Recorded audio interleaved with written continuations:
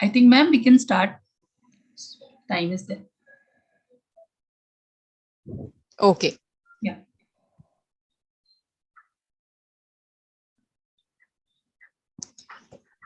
A very good morning to each one of you present here, and welcome to day 6 of the Faculty Development Program on Research Methodology. Today we have with us a very distinguished speaker who actually needs no introduction, Dr. Gurudatta Jappi. But for the purpose of enhancing the session and for everyone's knowledge, I have the honor today of introducing Dr. Jappi. Dr. Gurudatta Jappi is currently working as the head of the department at the Department of Advanced Business Studies and Deputy Director, IQAC of Gujarat University. He is also appointed by the Ministry of Finance as Advisory Committee member for CBDT. He is also working as coordinator of Pragnya Pritham UPSC Coaching Center of Gujarat University.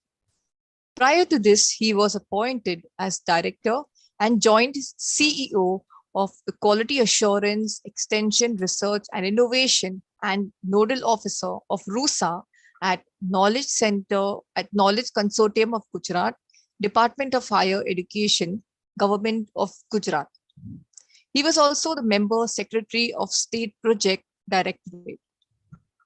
He was appointed as member for drafting new education policy 1 for the Gujarat state. His educational qualifications are numerous. A gold medalist at MCOM, a an MBA degree from USA, an MPhil, MBDA, LLB, BEd, DCST, D111, CCA, MA in Political Science, and a PhD from Gujarat University. Before joining the teaching profession, he had a year full of rich experience of working with corporates. 12 students have completed a PhD under his guidance. He has also written 88 books, including 15 research books and 37 edited books. He has written more than 100 articles in different national and international journals in India and abroad, with more than 50% of them under UGC CARE, Scopus Index, and WOS articles. He has delivered so far 145 keynote addresses in this at state, national, and international level conference. 40 IPRs have been registered under his name. He has also visited more than 50 colleges and universities for NAC, AAA, and GAAC accreditation as peer member. He is currently holding the chairman position of Grand Academic Consortium and the honorary director of Global Academic and Assessment Consortium. He was president of Gujarat and North Gujarat Management Teachers Association, International Society for Applied Commerce. He is also the chief editor of 12 international journals. Recently, he is awarded by the India Books of World Records, Asia Arab Startup Award, Indo-American Award, Indira Gandhi Award, Saraswati Gaurav Puraskar, and Best Researcher Award by reputed organizations. He has visited more than 7 foreign nations to deliver lectures in faculty development and student development programs. He has also completed 2 minor research projects from ICSSR, and he's also a certified happiness practitioner. Thank you, ma'am, for your introduction. With this, we welcome you today for today's session, sir. Please take over. Thank you, ma'am.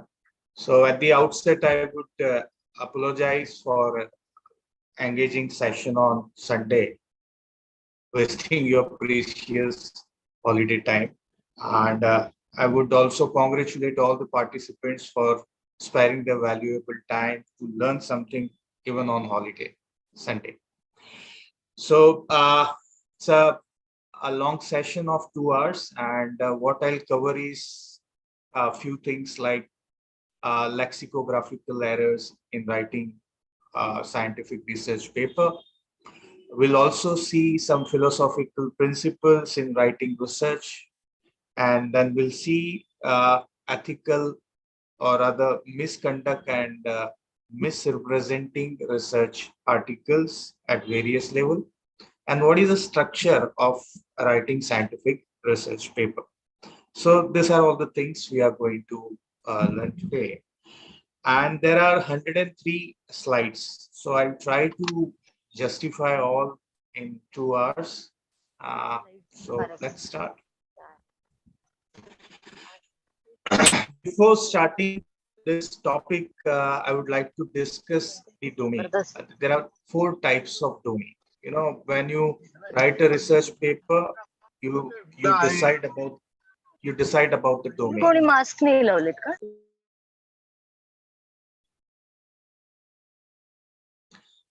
So without domain, you cannot do research. You cannot write a research article without going for a discipline or a domain. So there are basically 4 types of domains. The first is disciplinarity, multidisciplinarity, interdisciplinarity, and transdisciplinarity.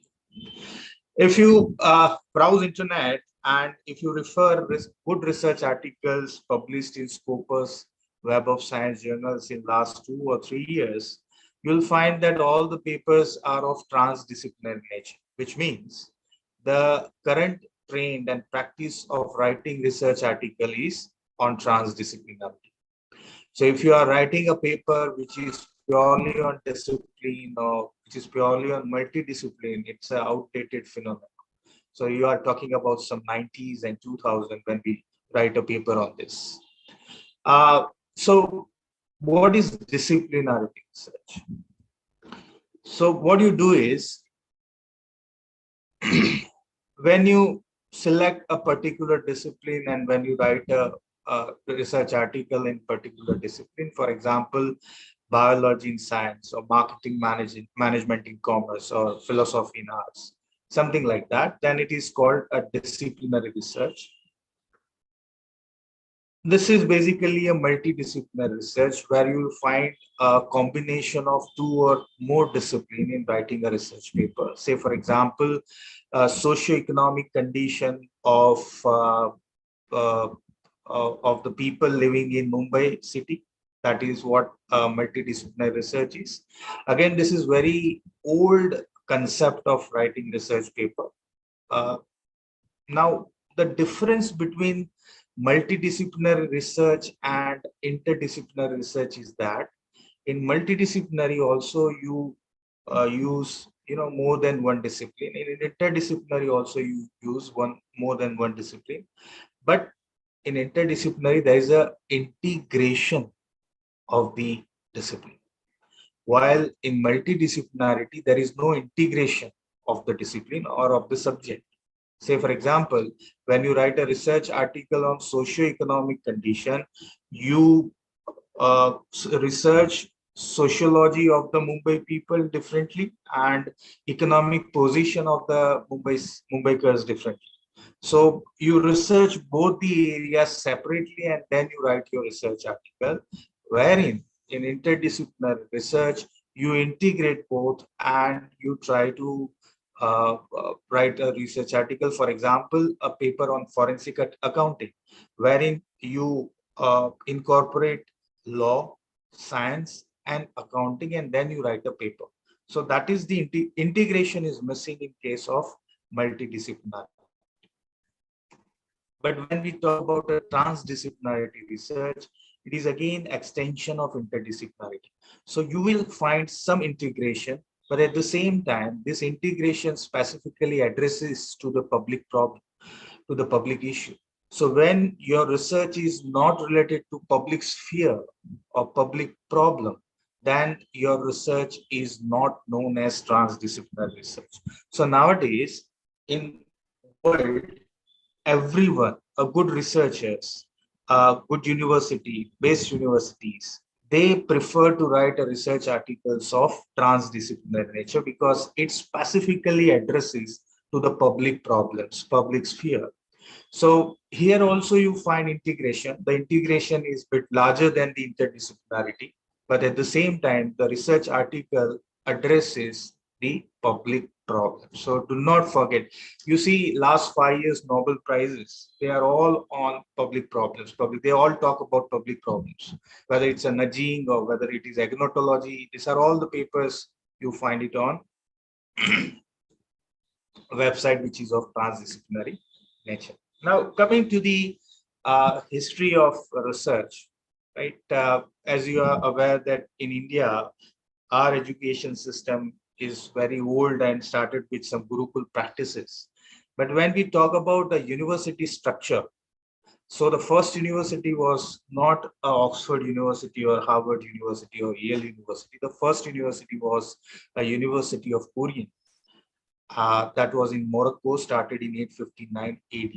And I'm talking about a structure, a university as which you find today, like Mumbai University or Gujarat University or Delhi. Similar kind of university was established in Morocco, and that was in 859. And the other university was Al Azhar, second university was Al Azhar University in Egypt, 970. And then somewhere in 12th, 11th or 12th century, Oxford and Harvard came. In India, if we talk about universities, of course, Bombay, Madras, and Calcutta are the oldest university, but Serampur College was the first college established in the year 1880 in Havra, West Bengal. And IIT Roorkee, which was established in 1847. At that time, it was known as Thomson College of Engineering. Now we call it as IIT Roorkee, Uttarakhand. Now, coming to the history of research, Bolgana was the first or rather oldest university who coined the term research for the first time. Earlier, research was restricted to 3 disciplines only: law, medicine, and technology. And therefore, today, even parents, they are interested to get admission of the kids in medical field or in technological field or in legal field, because these 3 are the oldest discipline where research was started, introduced.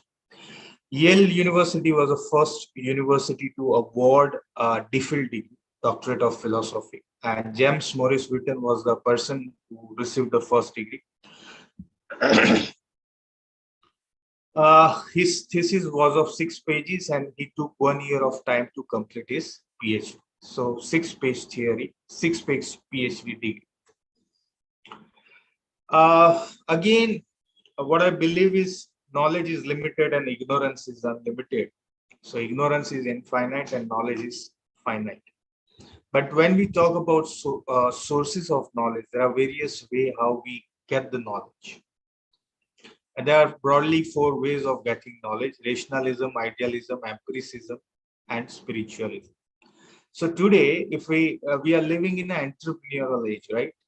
And right from ice age to entrepreneurial age, or stone age, tribal age, agrarian age, all, if you, how we have transformed ourselves just by practicing or rather, getting knowledge by various ways. So my question to you is, the first question: what do you think, which is correct? The square one or the round one?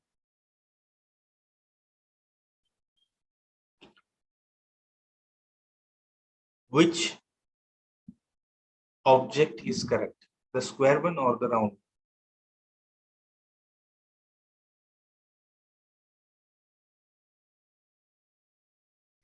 Round. Why? Both are correct. Round, round, round. No one. Somebody has written no one is correct. Okay. Round, both are correct. Fine. Anyone else? Only 8 answers. Any guess which one is correct? Round again, round.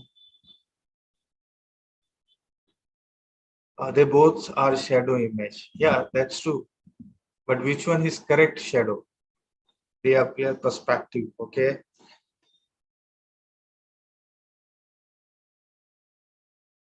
Round. So most of the people, they believe that the round image is the correct image. Can you tell me why? What is the reason? What is the reason that round image is correct image and square one is not a correct image?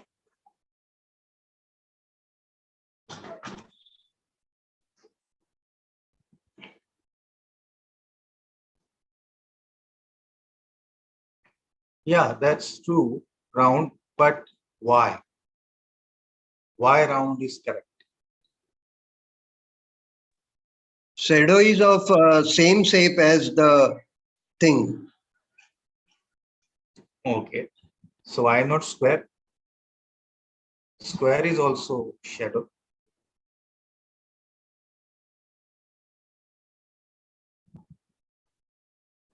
Okay. Shadow is always lighter. Okay. So always remember, as a researcher, you should always remember one thing, that there is nothing called capital T in research. You see here, capital T truth versus a small t truth. If you can prove that the round image is the correct image, but there are ways to prove that the square image is also correct. So never jump to the conclusion. The moment you practice capital T truth, you are dead as a researcher. You are over as a researcher. Why? Because T capital T truth represents singularity of the object or singularity of the research, which is a completely myth, which is not a reality. When we practice a small t, then only, or when we believe that there is always a small t of truth, which means there is a plurality of the reasons. There are ways to prove the things. And as a researcher, you should always practice a small t and never a capital T.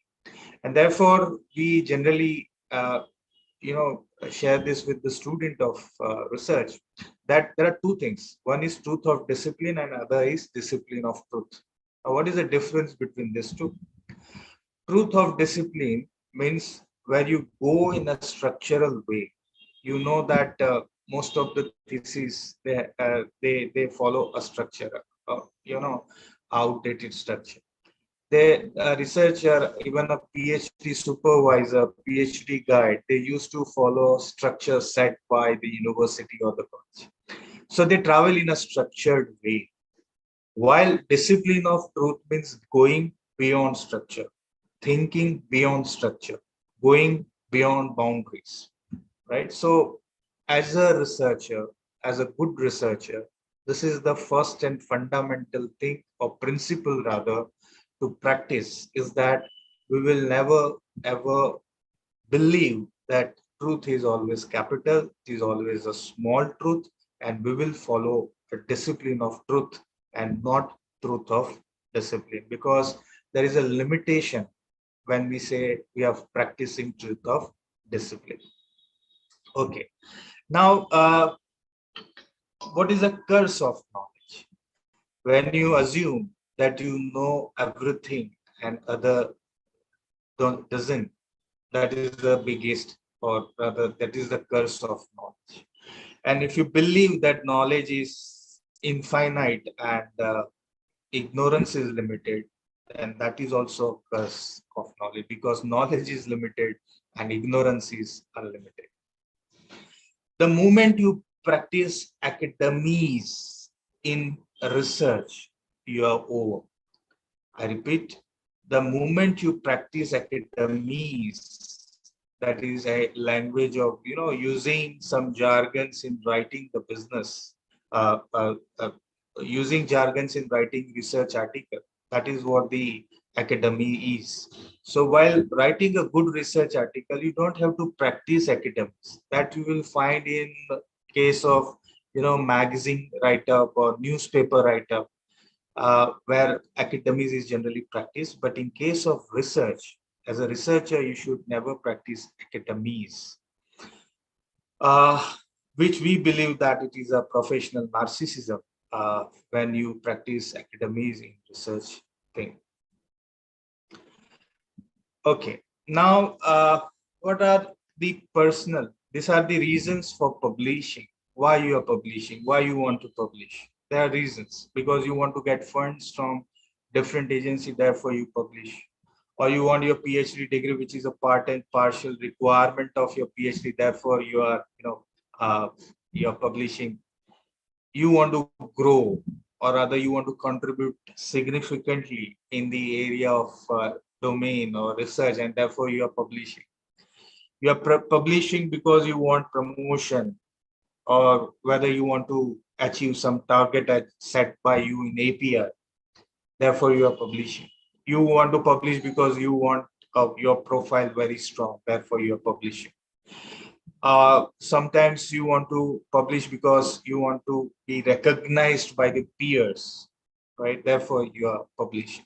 But believe me, none of this, I repeat, none of this ever matter by the expert, by the reviewers. They are not concerned by your publishing, right? So, whatever is your reason, always remember that nowadays there is only e-journals available across globe. So whatever you publish, be sure that publication is genuine publication, is not outdated publication, it's not plagiarized publication, because that will spoil your image as a researcher. So remember, these reasons are secondary. Primary is your knowledge regarding research. So coming to the history of this journals, Philosophical Transactions of the Royal Society was the first journal started in 1665, and that was a print journal. Of course, at that time, websites, internet was not found, and therefore all the public papers were published in a print journals. So until 1997, there were 99.99% journals available in a print format. But from 2014 onwards, you will find that there are 90% journals available online, hence e-journals available. And even today, there are 95%, even those who are printing, publishing print journals, they are also started applying to NISCARE for getting EISS. So very soon, there will be only e-journals available in the market. There will not be any print journal available. So you have to be conscious, very conscious in printing your paper, because you will be watched by the entire world, right? You'll be watched by the entire world. Your earlier, when we talk about print journal, it was available to the subscribers only, but now print e-journals are available to all people. Now, coming to popular literature and scholarly literature, what is the difference between scholarly literature and popular literature, and which literature we should follow? So, popular literature are the shorter articles which you find generally in magazines and newspapers. So, when you write a popular literature, doesn't mean that you are publishing a research paper. Generally, this popular literature are written in a non-technical languages, and generally it doesn't follow the scientific way of writing a paper. And such popular literature are generally not evaluated by peer team or rather peer reviewers, right? So it is not referred or non-reviewed articles. While we talk about a scholarly literature, they are the research articles or rather written in a technical and scientific language. And generally, I'm against the structure of writing research paper, but there is a scientific structure which is approved by many universities and agencies like Elsevier and Scopus. They follow a structured article in a format called IMRAD, IMRAD. I'll talk about that also. So such papers are known as scholarly literature, and when you publish your paper, of course, popular literature will never be accepted by any research journals in the world. They will accept only your scholarly literatures. So again, the big question comes here that there are a lot of e-journals available in the market. Then which journal we should go with? Should we how to select a journal? Which journal is good for us? So always remember that your journal must be peer reviewed or referred journal. Nowadays, many university they emphasize only on the Scopus Index journal or WS journal or UGC care listed journals. But as if you are a new researcher, then always remember you should try to write some 10-15 articles in a peer reviewed journals, and once you get the confidence of writing a good article, then only you should go with Scopus or WS journal, because the chances of rejection in case of Scopus and WS journals is very high as compared to peer reviewed journal. Always remember that you should publish your article in a Google Scholar journal, which is available. The journal is available in a Google Scholar journal. So Google Scholar is not an indexing agency; it's a search engine only. But your paper, wherever you publish your paper, must be indexed to, or rather, the paper is available to on Google Scholar. Generally, when you select a journal, you avoid, those journals who are publishing all types of papers. Like you find a chemistry paper also, dentistry paper also, or even art and humanities paper also. Always prefer a journal which is a specific, which publish papers on a specific discipline. Maybe you can say a forensic journal, or a journal on aesthetics, or journal on arts, or journal on social sciences, like that, rather than going for, master of all. They publish all sort of papers. So don't go with such type of journal. There is also a concept called green access journal and golden access journals. Golden access journals are those journals which publish your paper immediately after accepting your paper. Means once your paper is approved, your paper is published. Green access journal is a bit different, because what they do is they accept your paper, they publish your paper, but if you have not subscribed to that journal, then the paper will not be available for you to download. Means it is purely available to the subscribers. So green open access journals, they only show abstract and keywords, while gold open access journal, they put your paper on open access platform, so anyone can read, anyone can download, and anyone can cite your paper. While in case of green open access, so the viewers are less in case of green open access journal as compared to gold open access journal. So always remember that generally gold open access journals, they charge very high, right? When you apply to such journals, they charge very high. While in case of charges, green open access journal, charges are less, but at the same time, uh, uh, they do not share your paper unless you subscribe to their journal. So now always remember, when you are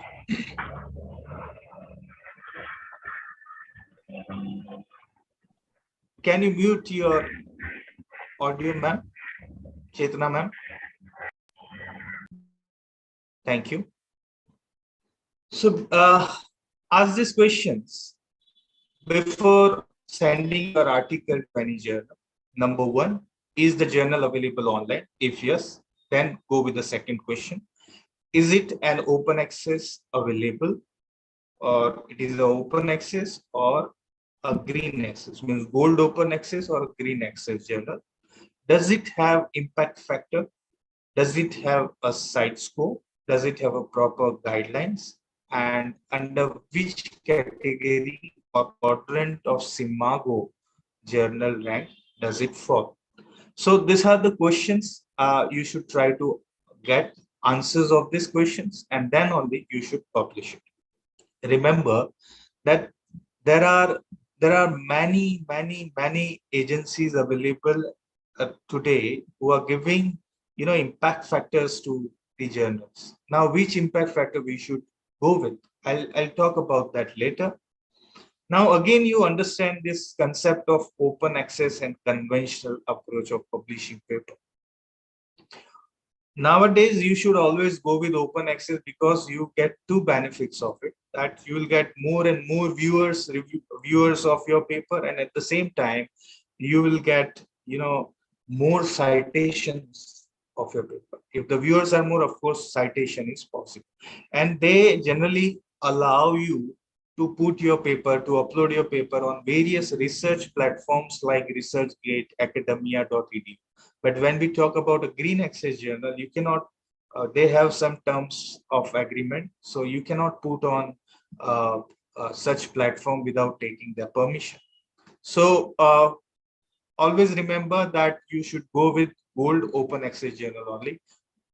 Certainly they will not publish your paper free of cost. They will charge minimum 5,000 to maximum 30, 40, 50, depends upon the quality and the impact factor of the journal. Many university, they are reimbursing such amount because even university ranking is based on this type of journals, this type of publications. So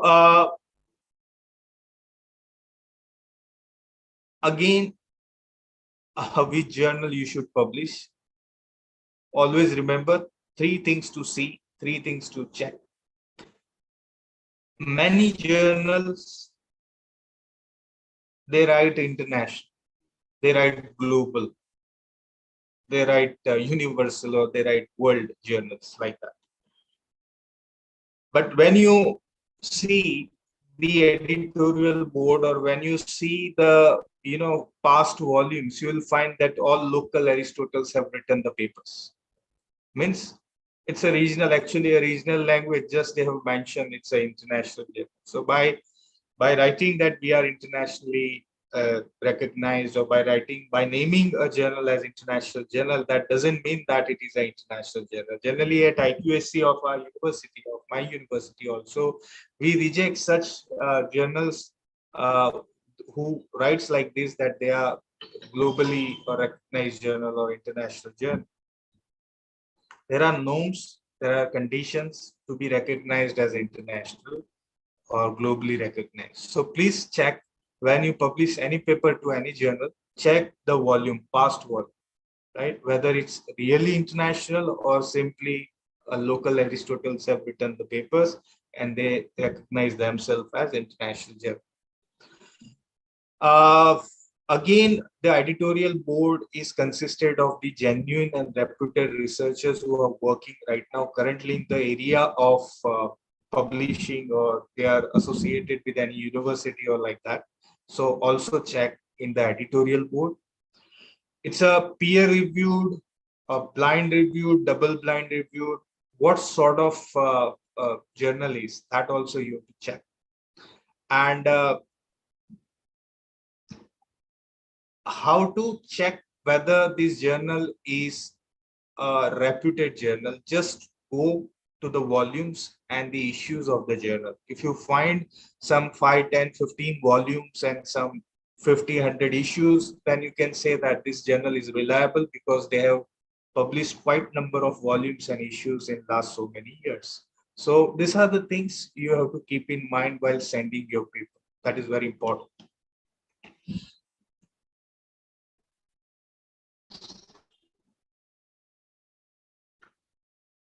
Okay.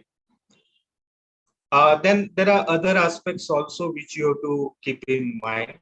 That is the time taken for editorial decision is minimum, because sometimes what happened that when you submit your article for 6 months, 8 months, 9 months, they do not share any kinds of review with you, and then you have to keep writing. And once you have submitted your article to any journal, then in that case you will not be able to submit the same article to any other journal.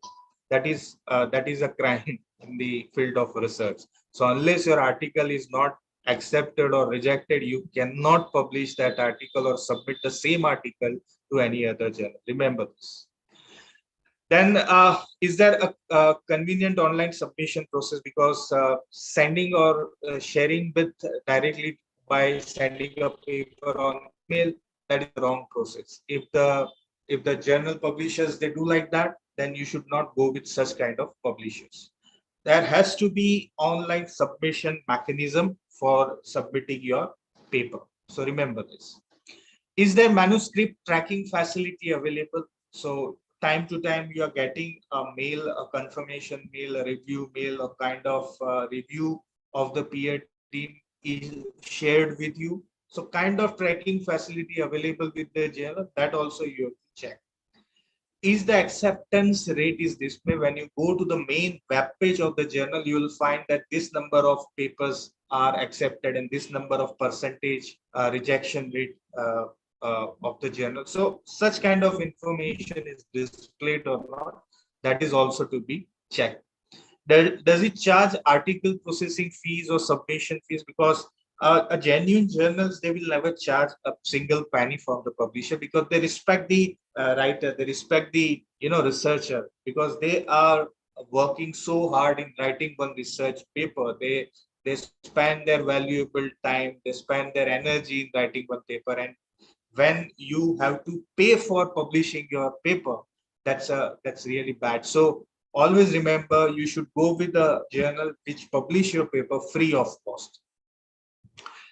Are they providing DOI facility? DOI, that stands for Digital Object Identifier, and there is only one agency in the world, Crossref agency, who are providing this DOI facility. So DOI is a unique ID for your paper, because you see, for journal you get ISSN, International Standard Serial Number, and for paper or for any kind of object, any kind of object means whether you are uploading a PPT or a flyer or a paper or article or poster, for each and every object you can get DOI facility, right? So please do not publish your article without DOI. The moment you publish, then you're gone. Means gone in the sense, it will be difficult for you to trace your article. With the help of DOI, it will be easy for you to trace your article. It's a unique ID, and nowadays many university, they are also asking for DOI papers. Means they are asking for the DOI for your publication. So please, now onwards, keep this in mind. Those journals who are not providing DOI, you will not publish your paper. There is one more thing, that whether these all papers are available on Internet Archive or not. Internet Archive is a facility where you can see your past papers. So in case in future, if you find that the journal is closed, because that happens many a times, that somebody started a journal, because nowadays many professional players, they have already entered in this business, and they believe that this is a business of publication, so we can earn a lot of money. So remember, they start the business, and when they stop getting funds through this business, they close it. And when they close it, then in that case also you lost your paper, right? So you will not be able to track your paper. So always remember that journal which is having that archiving facility, you should go with it. And there are many archiving platforms available. Internet archiving is one of the biggest platform where you can find your paper if the journal is listed on the archives. You should be alert with all this, like fake impact factors and fake journal metrics. Like as I said, that many journals right now available in the on the website, that they show that we are having impact factor of 10 or 15 or 20 like that. And what we do, we submit our paper to such journal where we find impact factor is 15 or 20 or something like that. And there are certain impact factors which you can find on the bottom part here, like SGIF, GISI, Global Impact Factor, and Cosmos Impact Factor. There is only one agency, Cleverate, who is owned by the Elsevier now. They are the only agency who are providing impact factor. Earlier, you must have heard the name Thomson Reuters. So it is the only agency who are providing genuine impact factor. So please always remember, whenever you find a journal, check their impact factor is by Thomson Reuters or by some agency which is not recognized globally. Fake peer review process is also there. Like what they do is they invite a paper online, and within 2 or 3 days you get a mail that your review process is done, and they give you some marks also, some grades also, right? It's a fake review process. There's nothing like that. So if you find such type of fake review process, do not publish your article to such journals. One more thing, and that is the most important part.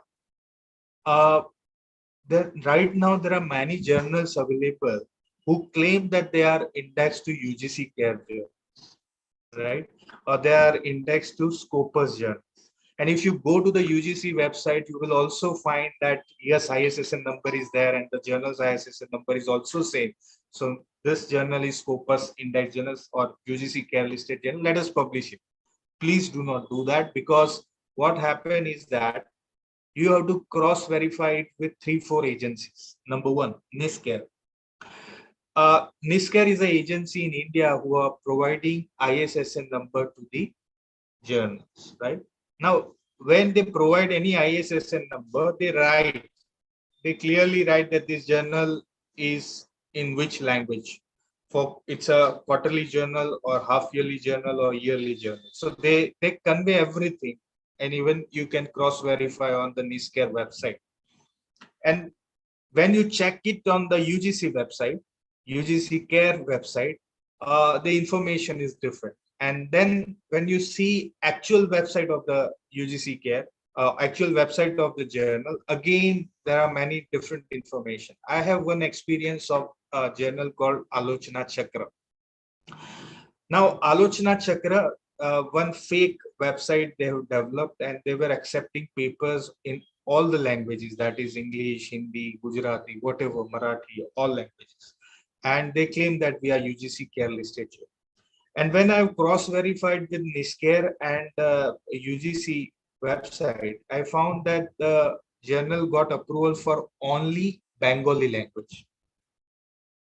So any paper published in Bengali language is accepted. Second, it was a biannual journal, means in 1 year, only 2 volumes they publish online, wherein the fake journal, the clone journal, they published every month, right? Every month they come with the issue. So 12 volumes and number of issues. So friends, be alert with this all. Cross verify with 3 agencies, and then you should publish. Okay. Then we talk about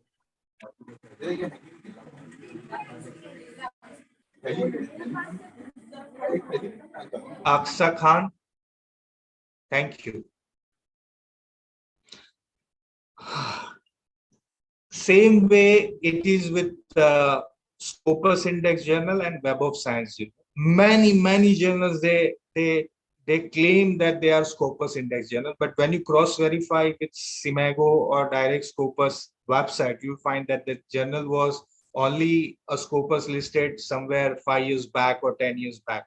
So currently, at present, means today, current year, the journal is not listed to Scopus. So such journal article you should also avoid, right? Publishing to such journals. Any doubts up to this?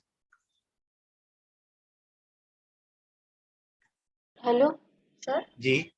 Sir, it was Sorry, CSIR Niskar, sir. Niscare, yes. Niscair. Niscare. Only Niskar, sir. Niscare journal, yes. Okay, sir. Okay. Thank you. So on Niscare, you will find, I can show you if the website, because many a time that website is, just a minute.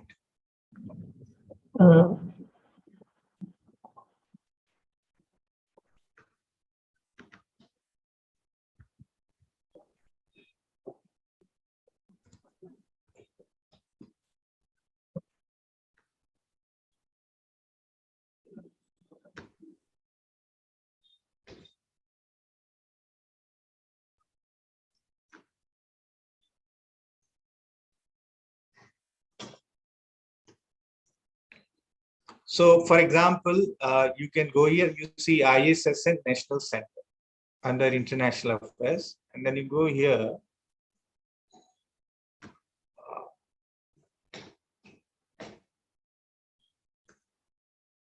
Okay, so this is ISSN Center India. And then you can click here to check the website. Right now it is not found because this happens many a times. In 30 days, you'll find 20 days the website is off. But this is the journal, this is the website where you can go and you can cross verify.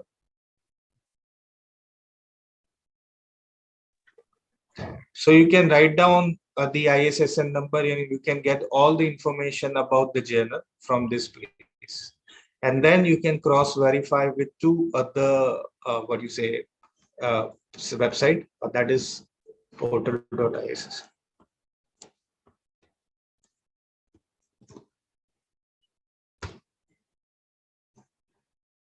Yes.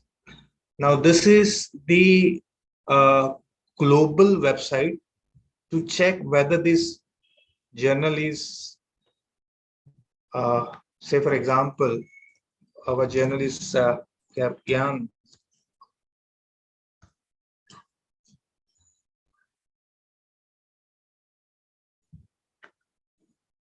So see here, this Gyan type of record is confirmed. Last modification date 7th of February. ISSN Center responsible ISSN India. And our links are, we are listed to this all. Google, Bing, Yahoo, Crossref, means we are providing DOI. And then this is what the title of the journal, origin of country India. So this is the international portal of ISSN.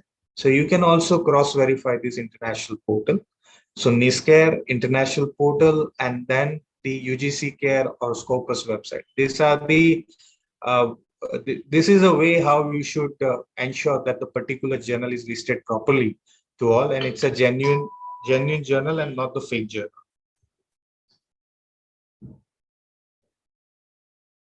Any question?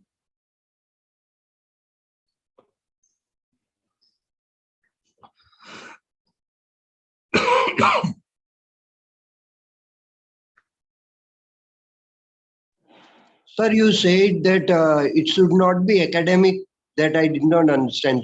Will you please explain? Academies, not academic. Academies. Academic. Academies. This is a. I'll go back.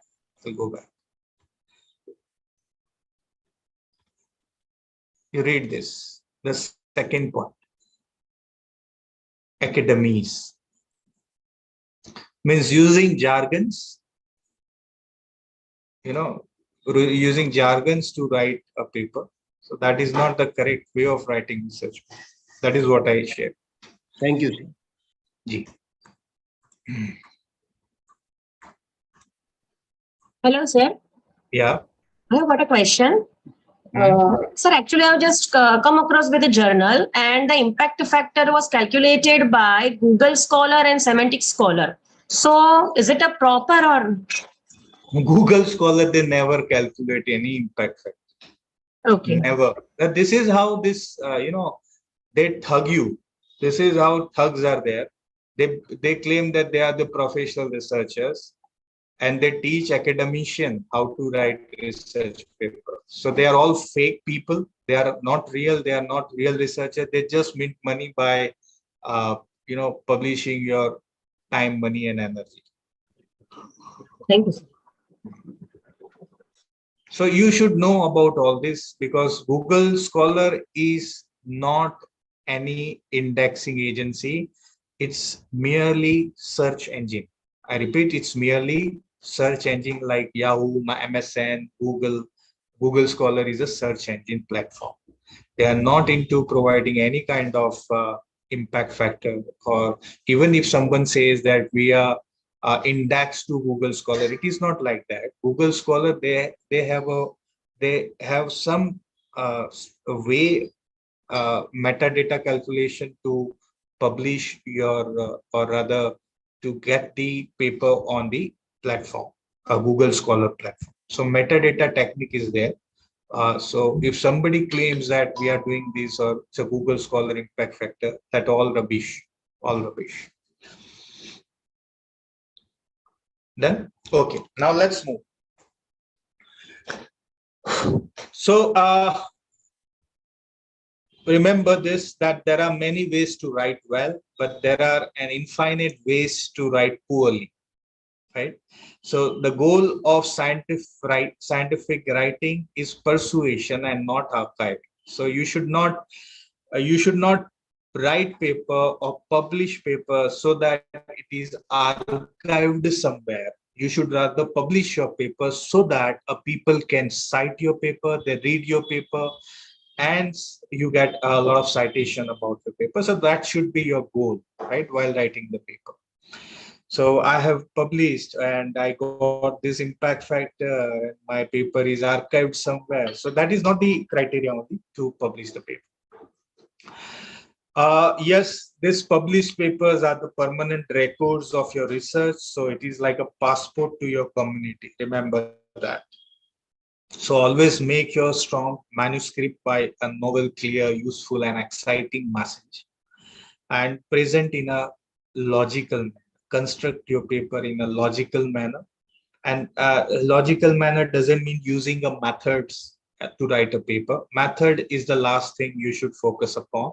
There are other things also which I'm going to discuss.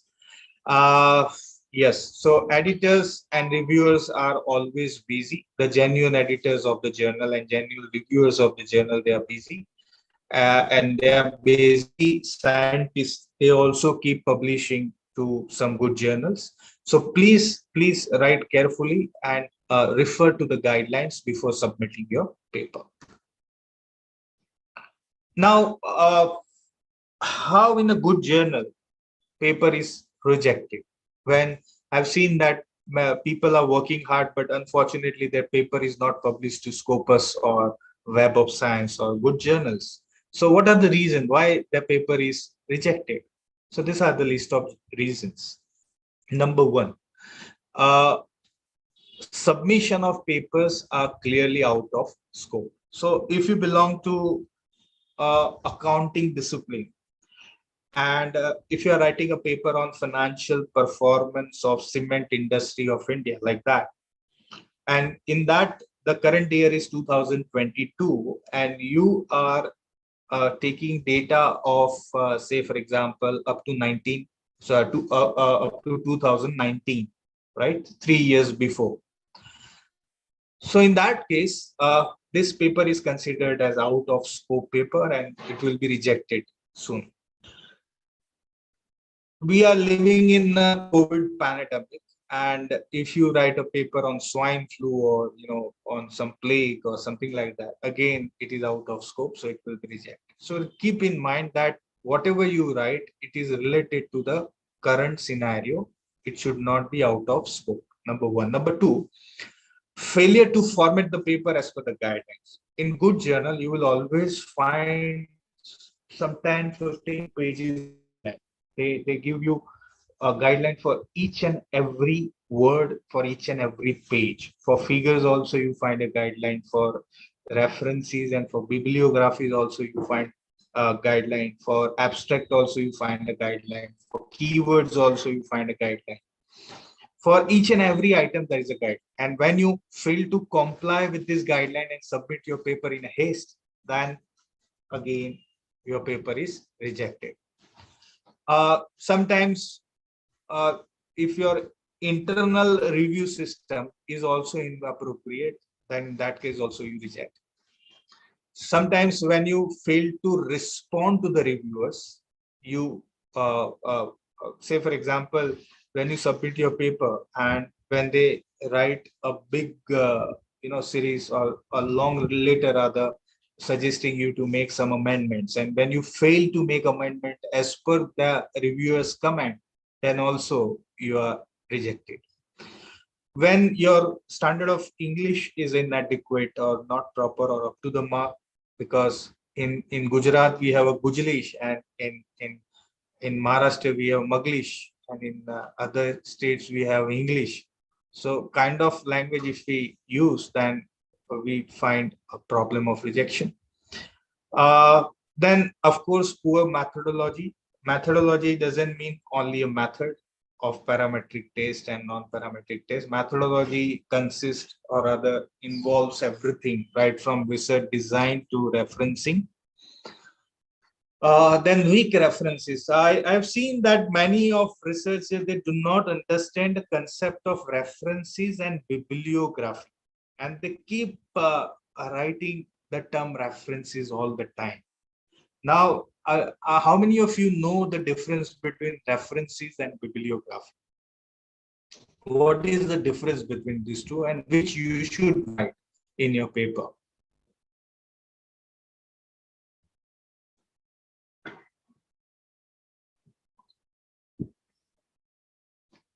Yes, I'm asking all of you. What is the difference between referencing and bibliography?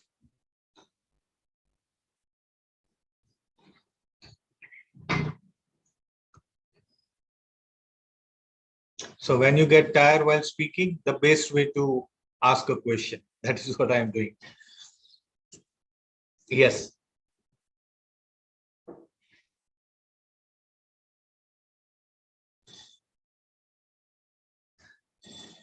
Anyone?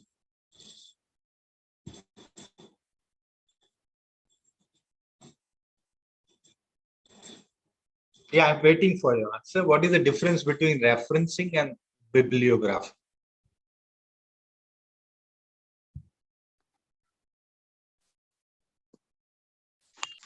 Sir, what we cite from the articles, that is references, that we have to mention it in reference. And in bibliography, like all sources, like which are the sites we used, and uh, sorry, websites which we use, that's what, and articles, everything. Wonderful, wonderful answer, correct answer. But can you tell me where to write reference and where to write bibliography? Where means at the last end of the article. So end of the article, what you should write? You should write bibliography or you should write reference? First reference, then bibliography. Oh. The references are already used throughout the thesis. Na? Say for an example, if you have taken data from any site or any book or any database, we just give references. Even we give references from tables also if we have imported data from any website or any like. Always remember that as far as references are concerned, it is always part of LR, literature review. And when you write a paper, thesis, dissertation, project, you should always write at the last bibliography and not references. This is the biggest mistake I've seen, that what we do is at the end we write references. References is always of the LR, literature review, because literature review belongs to some specific source which we have used. But when we talk about a paper, there are many other things also. For example, you refer to C.R. Kothari book for research methodology, right? But you have not taken anything exactly from that C.R. Kothari book in finding the research method or in applying the research method. So what it means that though you have used CR Kothari, but exactly you have not taken anything from CR Kothari, but you should cite CR Kothari as you have used the concept or the idea of CR Kothari book. So you should write that as a bibliographic point and not as a reference point.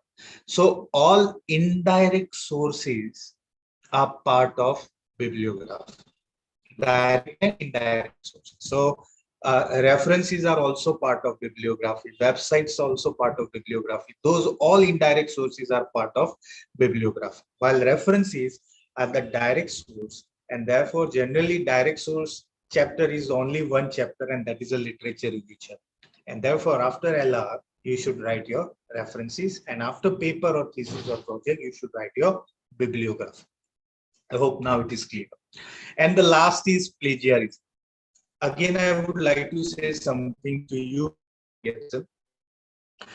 There are 3-4 good softwares available, but what we do is we go to the online source. We go to the online source and we upload our paper to check whether the paper is having a plagiarism or not as per the general requirement. The moment you upload your paper to online free plagiarism software, that paper will be published within 24 hours to some other journal. Remember this. This is again a big fraud coming up. What they do is you upload your paper, so the entire Word file, you are sharing with the open source. And what they do is they download your paper, make some correction, and they publish somewhere. So whenever next time you publish or submit your article, what will happen? That will show a highly plagiarized paper, and that will not be accepted for publication. So please do not use any open source platform to check plagiarism. Always use Authenticate, Turnitin, Drillbrit, and Urkund software to check whether your paper is plagiarized or not. Okay.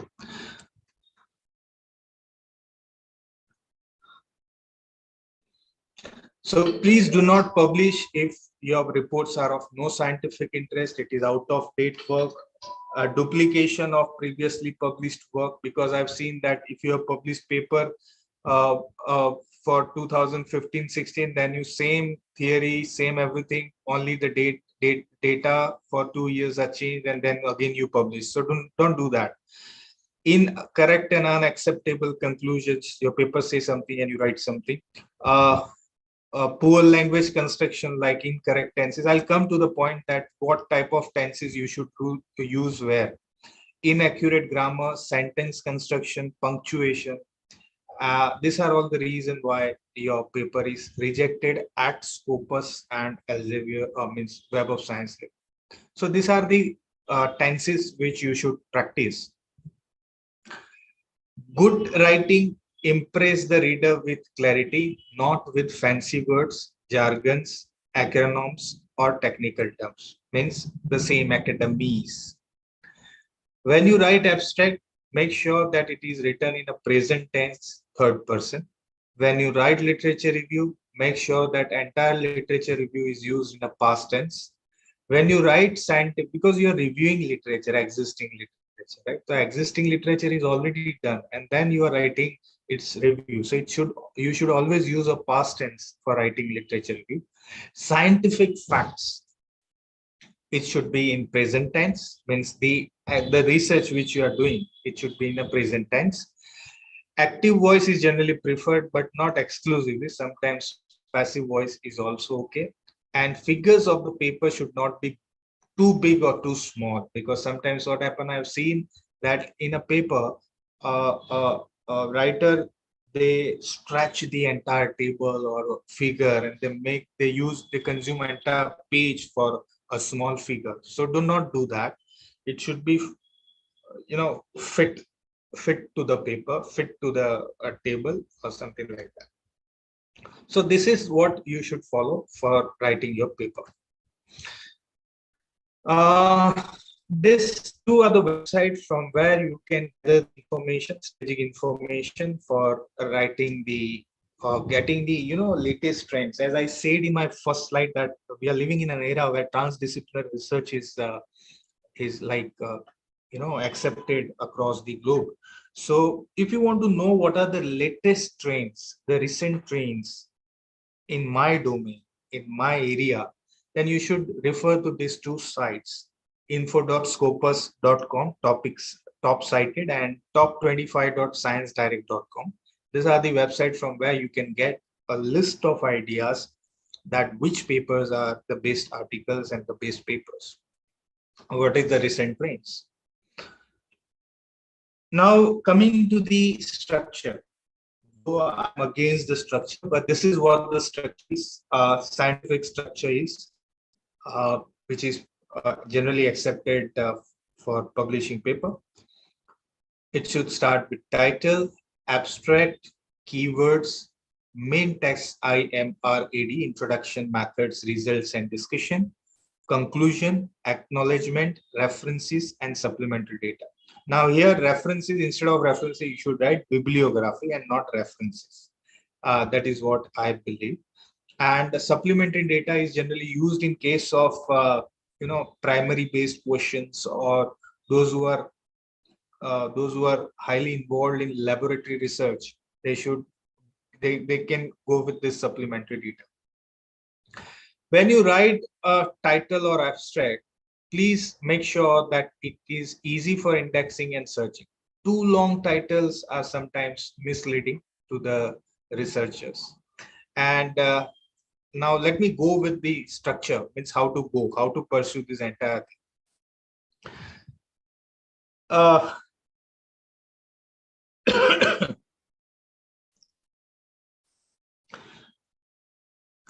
Generally, when somebody organizes conference, they ask for abstract and keywords first, right? But you just cannot write your abstract and title first and you can submit to the conference. You are cheating to yourself if you are writing abstract title first and then you are writing your paper. It's a fake thing. It's a cheating to yourself. It is cheating to the fraternity. The real research starts with the data collection. So first it comes with the data, then methods, results, and discussion, then introduction and conclusion, and finally after writing this everything, you should write your abstract, and finally you should write your title. So never follow this practice of writing paper that I have written first title, now abstract, now I'm writing my paper. You should not do that. That is a wrong method of writing paper. There are these two authors are very popular nowadays, ghost author and a gift author. Generally, we have a first author, sometimes a corresponding author, but slowly, gradually, with this e-publication, ghost authors and gift authors are increasing. Now, do you know the difference between these two, ghost author and gift author?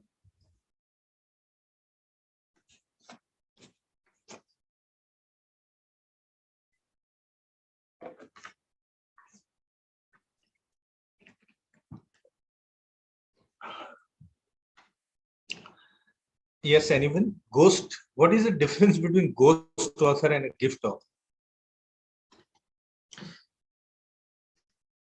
I already suggested softwares for plagiarism: Authenticate, Turnitin, Drillbrit, and Urkun. Yes. What is the difference between ghost author and gift author?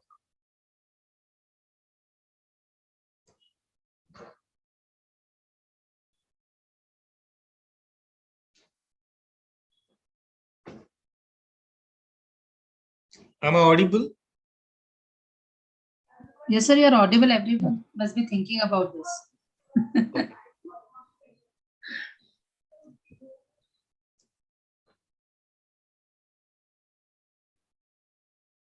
Ask again. Okay. Ghost author means those who publish others' work on their name. Okay. Then Avinashji, who are the gift authors?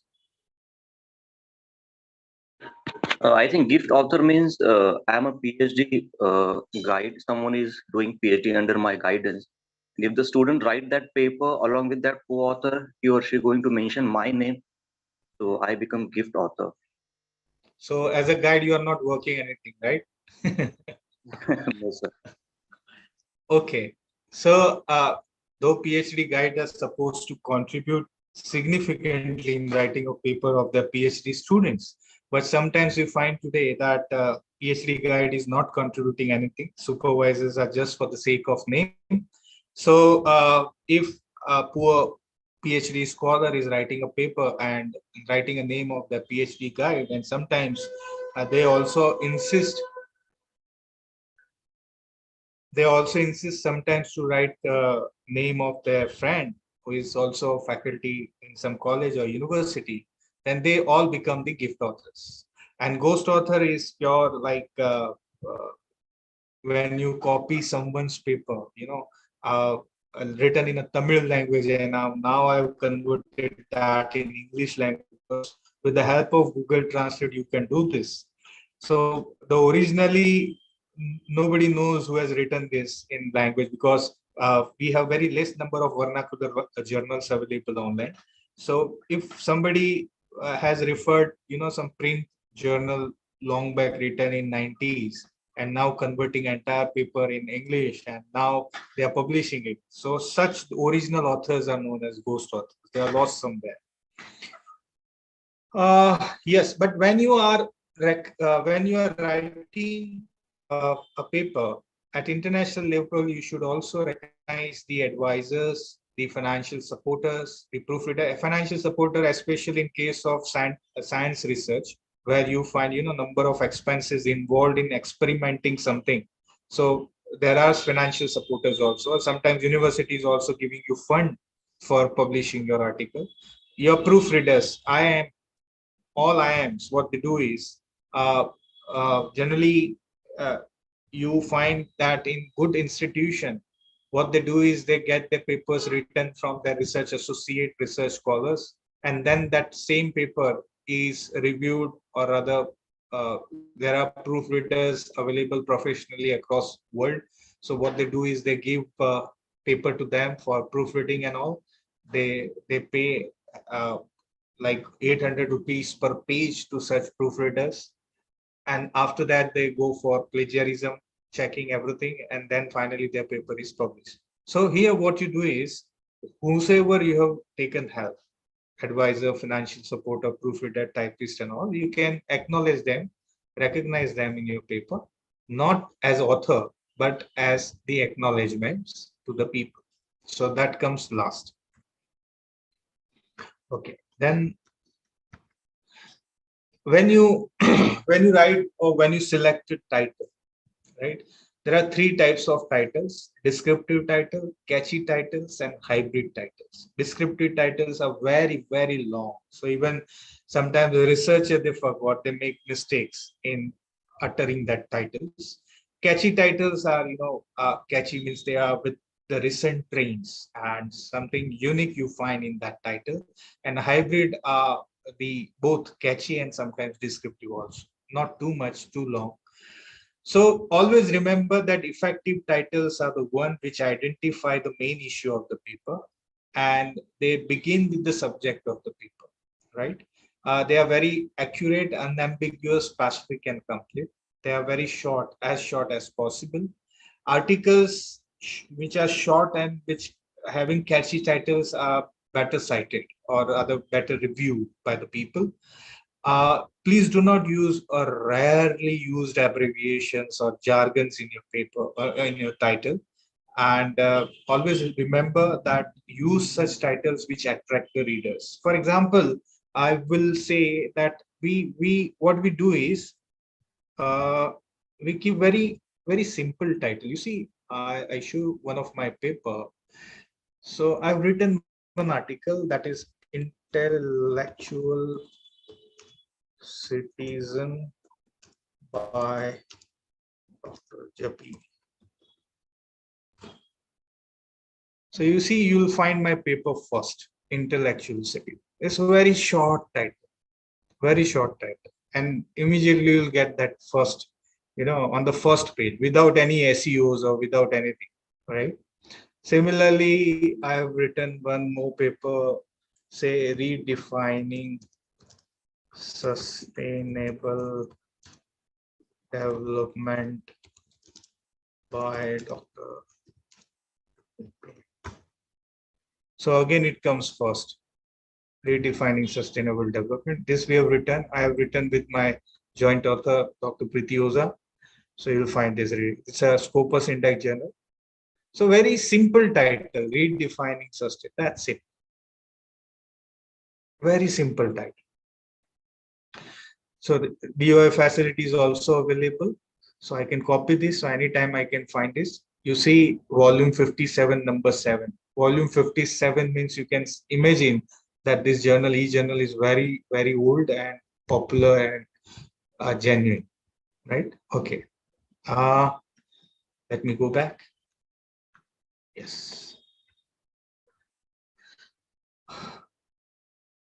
So always remember that keep very, very catchy and easy titles, not keep a long descriptive titles. When you are writing keywords after abstract,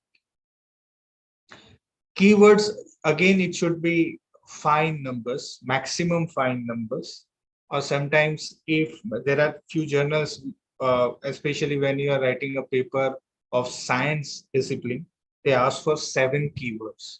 So it is always ranging between 5 to 7 keywords. Again, always remember when you are writing keywords, avoid making them too narrow, right? It should be something unique so that when somebody is searching the kind of related article on the website, immediately they will find your paper first, so that it can be reviewed more by the people and cited more by the people. Your job is again not archiving, it's persuasion. Your paper should be read by many authors, many reviewers, many publishers, and many writers, right? Keep that in mind. Abstract is basically ranging from 50 to 250 words. I have already discussed with you that what kind of tenses you should use while writing an abstract. And when you write abstract, make sure that the main findings are written in the abstract, right? It's not the summary of your research, it's a main finding of your research, right? You should focus on finding and not summarizing. When you write introduction, I have seen that people, they write so many things in introduction, so many things. They start with some historical background and then they go with types and whatnot. So all academic write-ups are coming up in a research writing. In research writing, you should avoid all this academic writing. Academic writing is what we are doing for our domain, our discipline, right? Say, for example, if you are teaching strategic management and you are writing something on Michael Porter or something on SWOT analysis or SWOT analysis, that is what your domain academic writing. You should avoid that. When you are writing a research paper, you should purely focus only on the problem which you have found while researching and what are the existing solution you found while researching. So you should be very limited to this, right? Finding the problem and solution, and that too you should go from generic to specific. So please pay attention before you present your data. Put them in a perspective first. To brief, it is not the history lesson. Do not mix your introduction, result, discussion, and conclusion. Keep them separate. Do not ever use expressions such as novel. Hence, I have seen that many writers, they have habit of writing a novel idea. I have written a paper, intellectual citizen. Actually, there is only 2 or 3 papers written on intellectual citizen. You will not find many papers. But in spite of that, I have not written, intellectual cities and a novel idea. You should never claim this, right? Or first time ever intellectual city, or first ever, or paradigm shift. These are all very difficult words. And when you write this, means actually you have contributed significantly in the area of research. What they believe means the reviewers, they believe like that. So please do not use this unless and until you are a Nobel laureate, right? When you write paradigm shift and novel idea, these are things used by Nobel laureates. Yes, and this is about conclusion. Certainly, you'll ask me a question that where is literature review? I'm going to explain you in detail about the literature review, because I'm going to explain you what is the importance of literature review in scientific research writing. So when you are concluding your paper, again, you are not summarizing your paper. So please do not summarize your paper when you are writing conclusion. You have to write down that how you have researched the global problem and you have given a specific solution to that global problem. That you should write in that conclusion. And better if you can follow a referencing style after conclusion. And referencing style, again, it should be prescribed by the journal publishers. So sometimes if they ask you for APA, then go with which edition for APA they are asking for. MLA, again, which edition of MLA they are asking for. So MLA doesn't mean MLA only. You have to follow the edition of the MLA also, edition of the APA also, edition of the Chicago style also. Okay, I guess this is already explained. I remember, I guess this ontology and epistemology is already discussed by Kavita ma'am.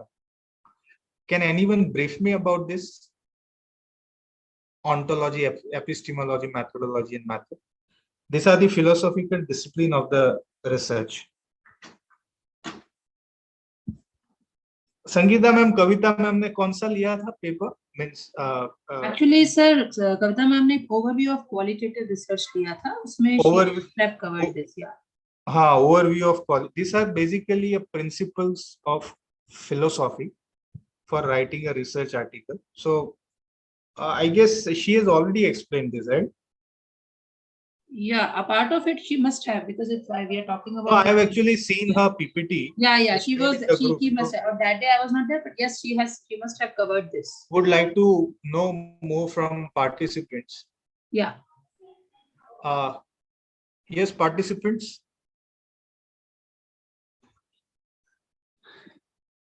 What do you want? Should I discuss about this, or should I skip all this? No, you should. Please, sir. Please, what means I should skip, or should I? No, please explain. Okay. Please explain. Okay, fine. Okay, thank you. अच्छा, अब आपको शुद्ध भाषा में समझाता हूँ ये चीज, क्योंकि यही रिसर्च का शुरुआत. This is what the basic of research is.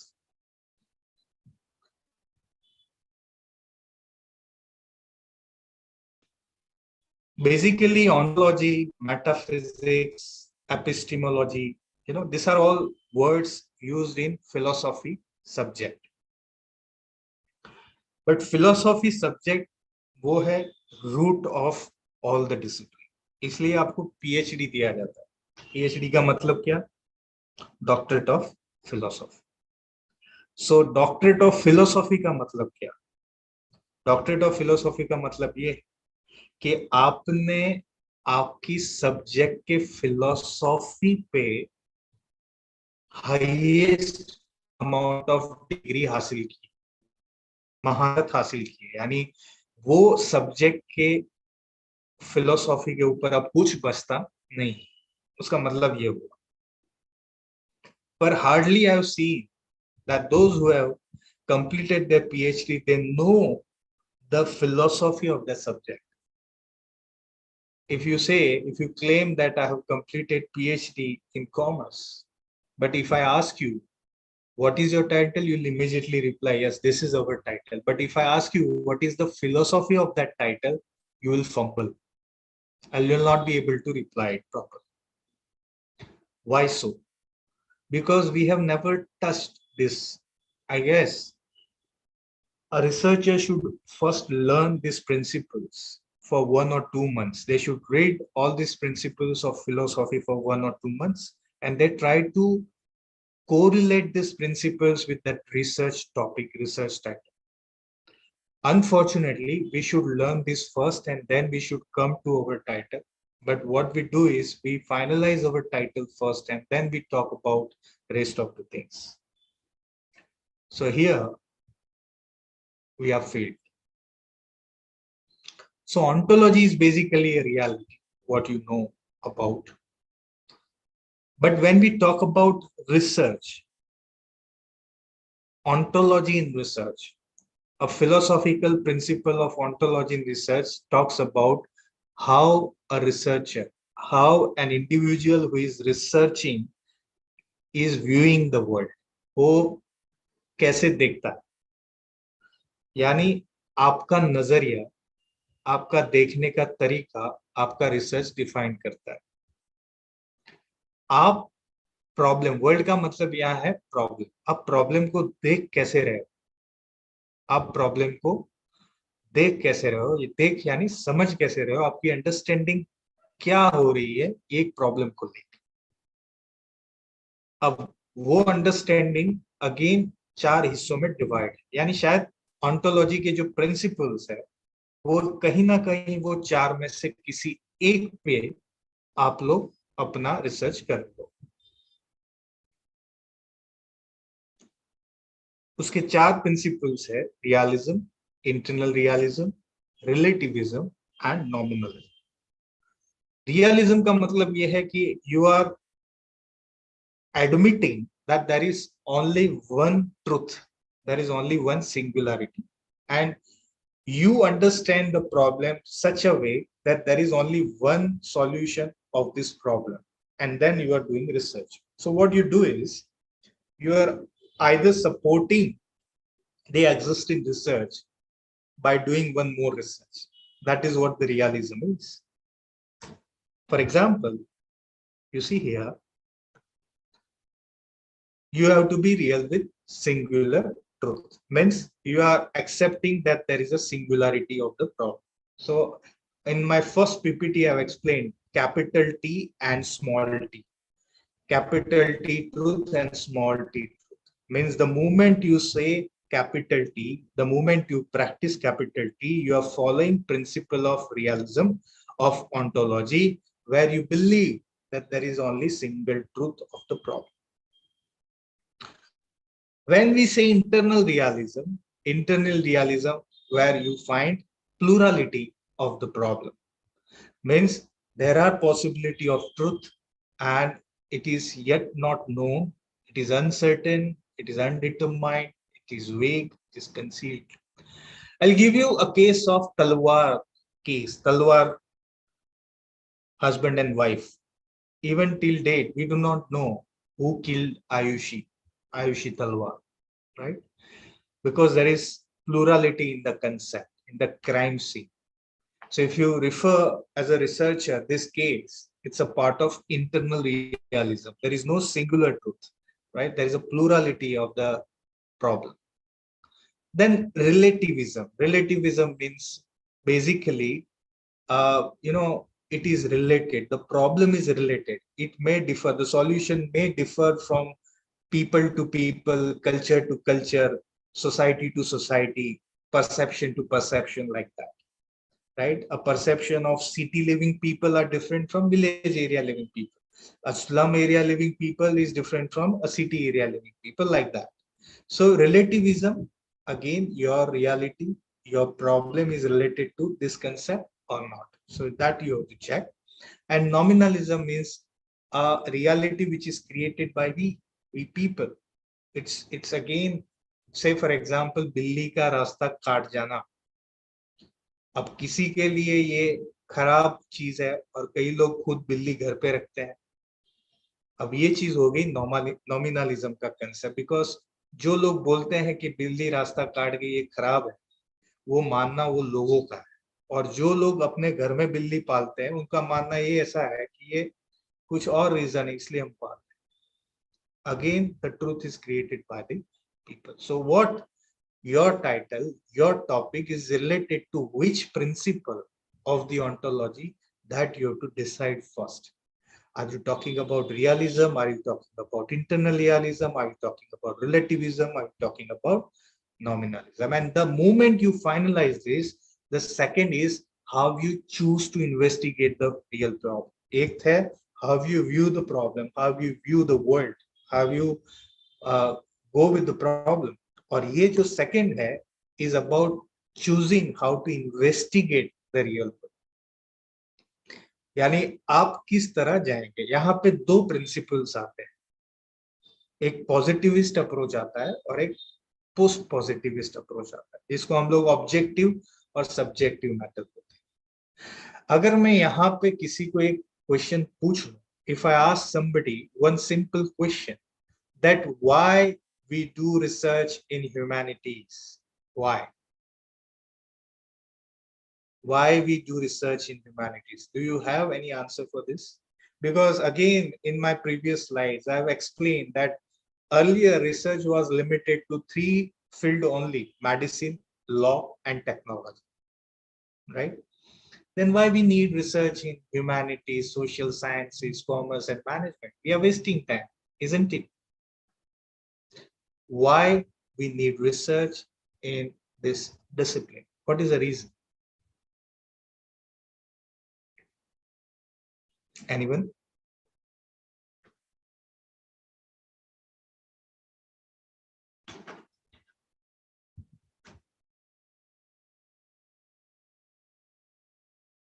Lalita ji, you are talking about it defines concept and category, therefore we need research in social sciences. Anyone?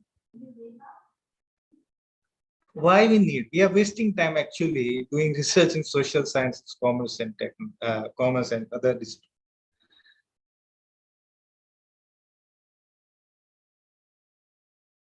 Yes.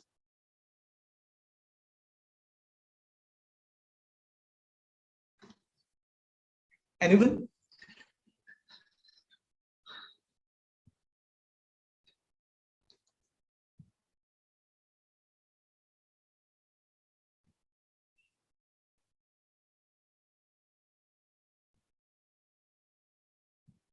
Hello. It's a post-positivist concept. Kshama Agrawal ji. To understand correlation or cause and effect, Shakti Chauhan ji. और कोई? यानी हम लोग कितनी बड़ी गलती कर रहे हैं ये खुद न जान के हम लोग क्यों रिसर्च कर रहे हैं humanities and social sciences. It has to understand the society in better perspective. नहीं, सोसाइटी को जानना ही नहीं, to understand the human problem. वो तो मेडिकल साइंस का problem. Priyanka ji, human problem तो मेडिकल साइंस में आता है. Why we need humanities? Small t, Anupa, you are clever. Okay, it regards with human lives. Okay, related to commerce aspect, no. Okay, now let us understand this. और ये याद रखना आप जिंदगी भर. साइंस के जो सब्जेक्ट है, साइंस की जो डिसिप्लिन में रिसर्च होता है, वो रिसर्च सब ऑब्जेक्ट पे होता है. Can you imagine that research in sciences without object is possible? No. Whether you do research in chemistry, in physics, in biology, in botany, in all the discipline, rather in all the subjects of science, you find that there is some object on which the research is taken place. Without object, you cannot do research in sciences. Yes or no? Yes. Number one. When we say object, object is always based on theory. Means without theory, you just cannot say that this object is working. So in botany also, for a object there is a theory. In chemistry also, for experiment objects there is a theory. In biology also there is objects, based on theory. So each and every object in the world is based on theory. And when we say theory is a conjecture, is subject to falsify. A theory again is not 100% correct. Can you say the theory is universal? Even Albert Einstein, or if any person has found theory, is even today can be falsified.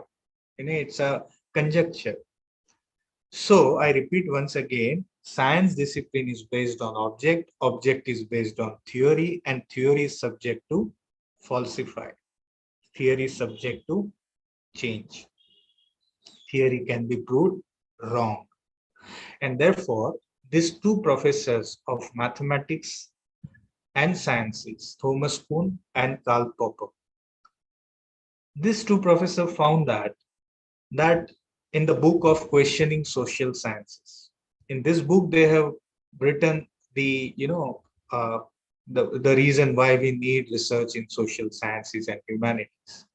So they say that when the science is based on object and object is based on theory, and theory is a conjecture or theory can be falsified, which means we should try to now start research in these subjects. So objective approach was shifted to subjective approach. You can say a social constructivism or a post-positivist approach was found at that time. And that was the first paradigm shift in the area of research, in the field of research.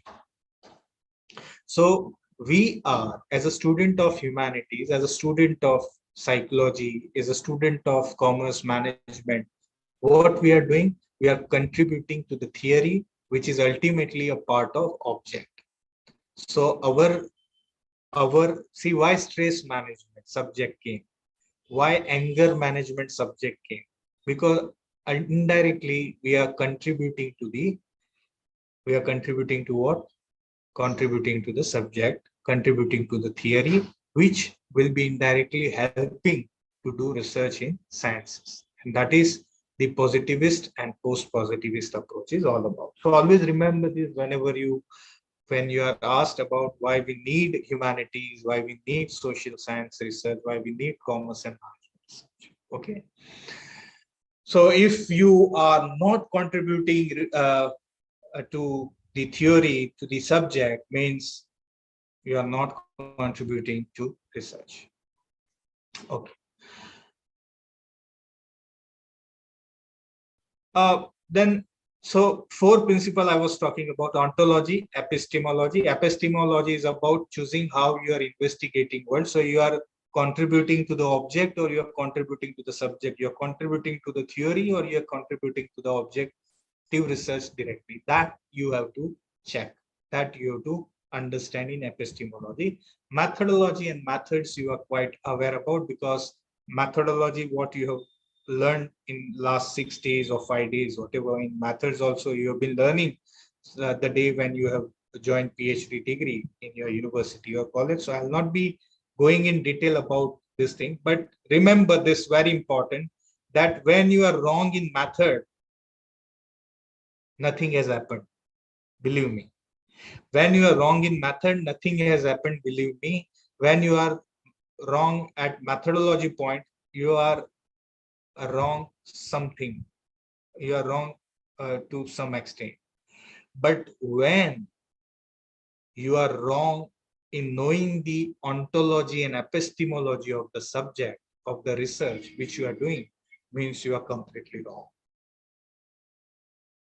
तो आप भी मजाक कर रहे हो research करके, और लोगों को भी मजाक करवा रहे हो research. Do not do that. Okay. I'm not, because I guess now 15-20 minutes left, so I would like to go for this literature review directly.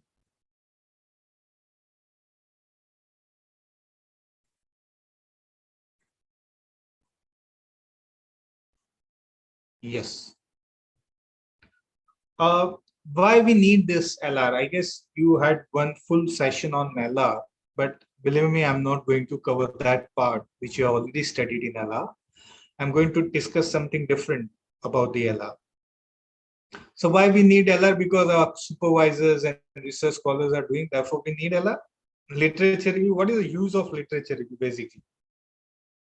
So when you say professional research is an academic research, in professional research, we have seen that, KPMG, EY, Deloitte, PricewaterhouseCoopers, and there are many other agencies who are keep working on, professional research, and they come up with some significant contribution in the area of their domain. But can you tell me that out of these two, which one is better? Should we rely more on professional researches or should we rely more on academic research? Please do not answer directly by writing number 1 or 2. Please give me reason also why, which research is more reliable. A professional research is more reliable or academic research is more reliable? Quickly go to the chat box and write down, please.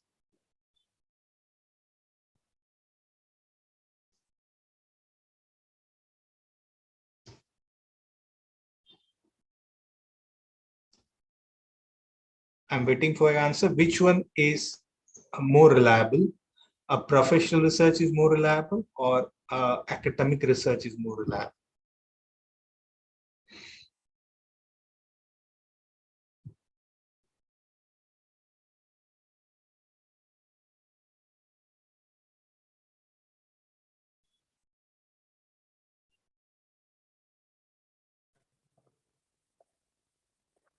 No answer? Professional. Okay, Rajshri ji is of the opinion that professional research is always good. Okay, more approachable. Okay, professional. Everyone is after professional. They don't believe that academicians they do better research. Both, okay.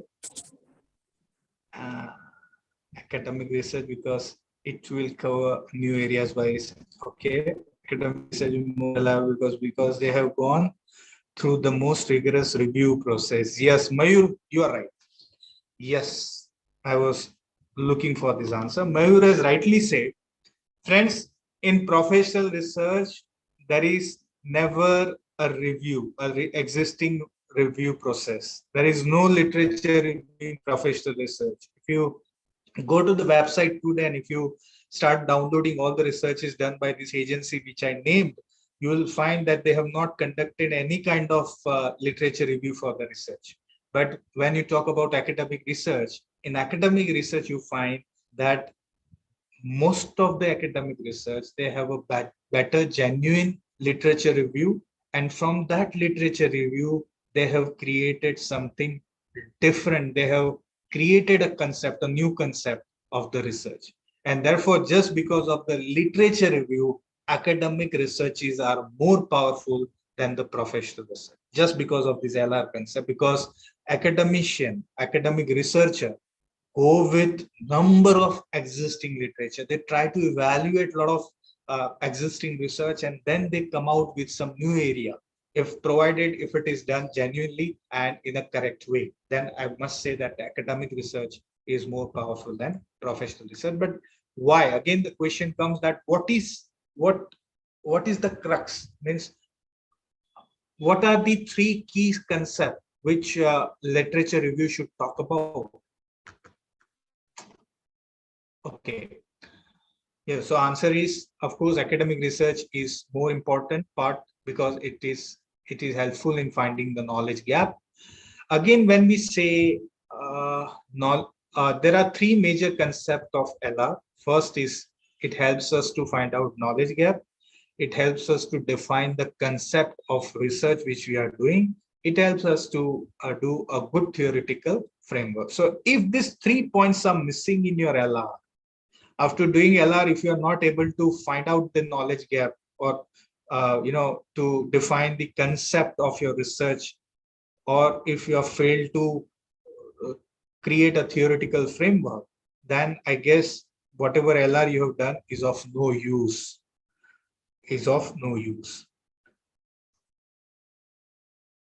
What has happened?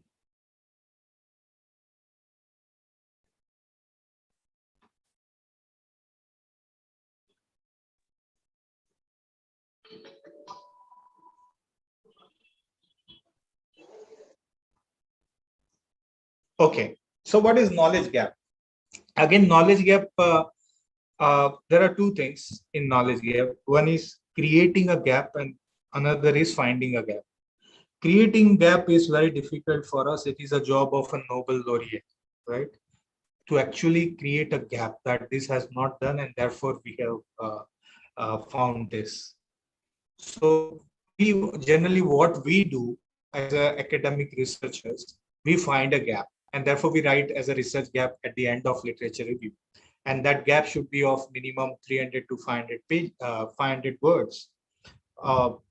So whenever you do literature review, always remember LR without knowledge gap, without writing or finding your research gap, knowledge gap, LR is of no use. So whenever you write a paper or thesis or dissertation or a project, please keep in mind that there has to be a knowledge gap of 500 words, and which focuses more on finding the gap which you have seen from the existing literature.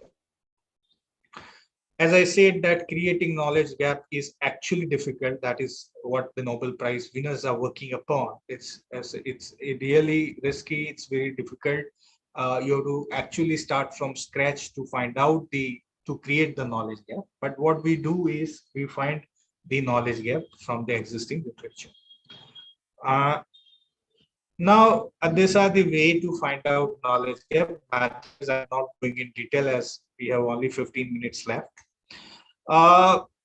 Knowledge gap is again of 5 types: knowledge-based knowledge gap, relation-based knowledge gap, theory-based knowledge gap, methodology-based knowledge gap, and analytical-based knowledge gap. Defining concept means whatever is your title is all about. For any research paper, for any thesis, for any dissertation, for any project, you have a title. And when you say a title, you have to define. हम लोग ये नहीं कर पाते अपने thesis में कि जो टाइटल के एक एक शब्द है, वो शब्द में कौन से शब्द को आप सपोर्ट करते हो. एग्जिस्टिंग लिटरेचर में ऐसा भी होता है, जैसे मैंने यहाँ पे एक एग्जांपल दिया है. My research topic is why IAS system projects fail in realising success. Now IAS का मतलब क्या? मुझे बताना पड़ेगा मेरे रिसर्च में कि आईएएस का मतलब आईटी है या आईसीटी है. अगर आईसीटी है या आईटी है कि दोनों है, या मैंने आईसीटी लिया है तो आईटी क्यों नहीं लिया. In short, whatever term, whatever word, whatever concept you're using for writing research, you have to explain it, that what is your concept is about that word. You have to define it. If you're following some existing word or research about that topic, then you have to write that we are giving you definition for supporting the existing research, or we are giving you definition which is not supporting the existing research. We are finding something different, and therefore we are supporting this kind of concept related to this. So that you have to define. When you define concept, you have to criticize the current topic, and then you have to come up with your own topic. Theoretical framework and conceptual framework, basically both are not same. The major difference between these two is that theoretical framework is based on the positivist approach, right?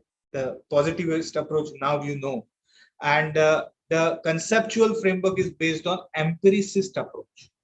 Empiricist, you know, experience means observation. So that is based on observation, because conceptual frameworks are basically based on observations, while theoretical framework are based on the positivist approach. And when we talk about a positivist approach, we find more and more hypotheses in positivist approach. I'll give you an example. Say Namo, our Prime Minister Namo Narendra Modi's speech on 8th November, the date when he declared the demonetization. So Namo's speech on 8th November and Namo's speech on the date he was elected as a Prime Minister of the nation. Is there any relationship between these two? Now you see, this kind of statement is simply or merely a conceptual framework. It's purely, I can write popular literature on this. I cannot write a scholarly literature on this. as there is no hypothesis, no statistics, nothing can be available by this speech. So always remember, when you are writing LR, find out gap, knowledge gap, define your concept, and then you set a theoretical framework for the research. If you cannot do these three, means you are not doing your literature review properly. There are three common mistakes which students are making while writing literature review. The first is failure to use any source. Second is lack of in-text citations. And third is end of paragraph citation. What is that? Say, for example, this is a paragraph. Now you see the paragraph is right or wrong. So it's a completely wrong paragraph. Why? Because you see there is no in-text citation available, right? See the growth in environmental accounting research and interest in the simply a paragraph is there. If I write this way in my LR, I'm wrong. If I write this way, again, I'm wrong. Why? Because you see the reference I've written, Mallar VZP, Corporate Environmental Accounting and Reporting, that I've written. So one reference I've written, but at the same time, I have not mentioned in text citation. So LR without this two is wrong. You have to have in-text citation, and endnote or footnote citations are must, right? That is what the mistake is. So when you write in-text citation, remember author's last name come first, plus year of publication, plus page number if necessary. For example, Jappi, 2015. I've seen that many scholars, they write Dr. Jappi or Mr. Jappi or Principal Jappi or Professor Jappi or Mr. Mrs. like that. Never use this, never. The moment you write, you will be rejected, right? There is no doctor, no principal, no professor, nothing in in-text citation. It simply follow the author's last name plus the year plus the page number. That's it. Yes, so how to apply this in-text citation? So an in-text citation can apply only to the sentences it's part of, right? So say, for example, this is right or wrong?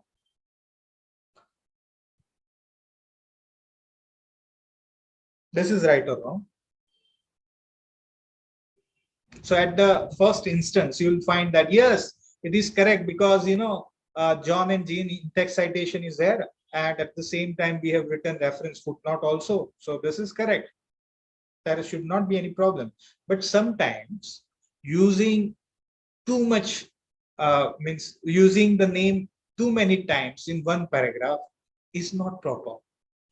From global point of view, international point of view, when you write such type of paper, wherein you can use again and again the same author name, it's not proper. So this is how you should do. This is how you should write. Jean and John, one time only, and then the authors present a model leadership. This approach may not like that. So you should not use the name of author too much time, right, in one paragraph. That doesn't look good. Now tell me which one is correct. The first one is correct or the second one is correct? Quickly.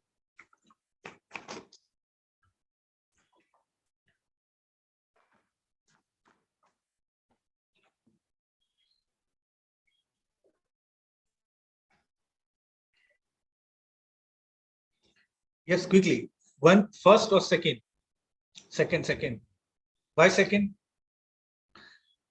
Why second? Why not first? Quickly. All are of the opinion that second is correct. Why not first? If anyone can reply quickly. Yeah. Why not first? APA format? No. As per APA format, it should start with author reference. Okay.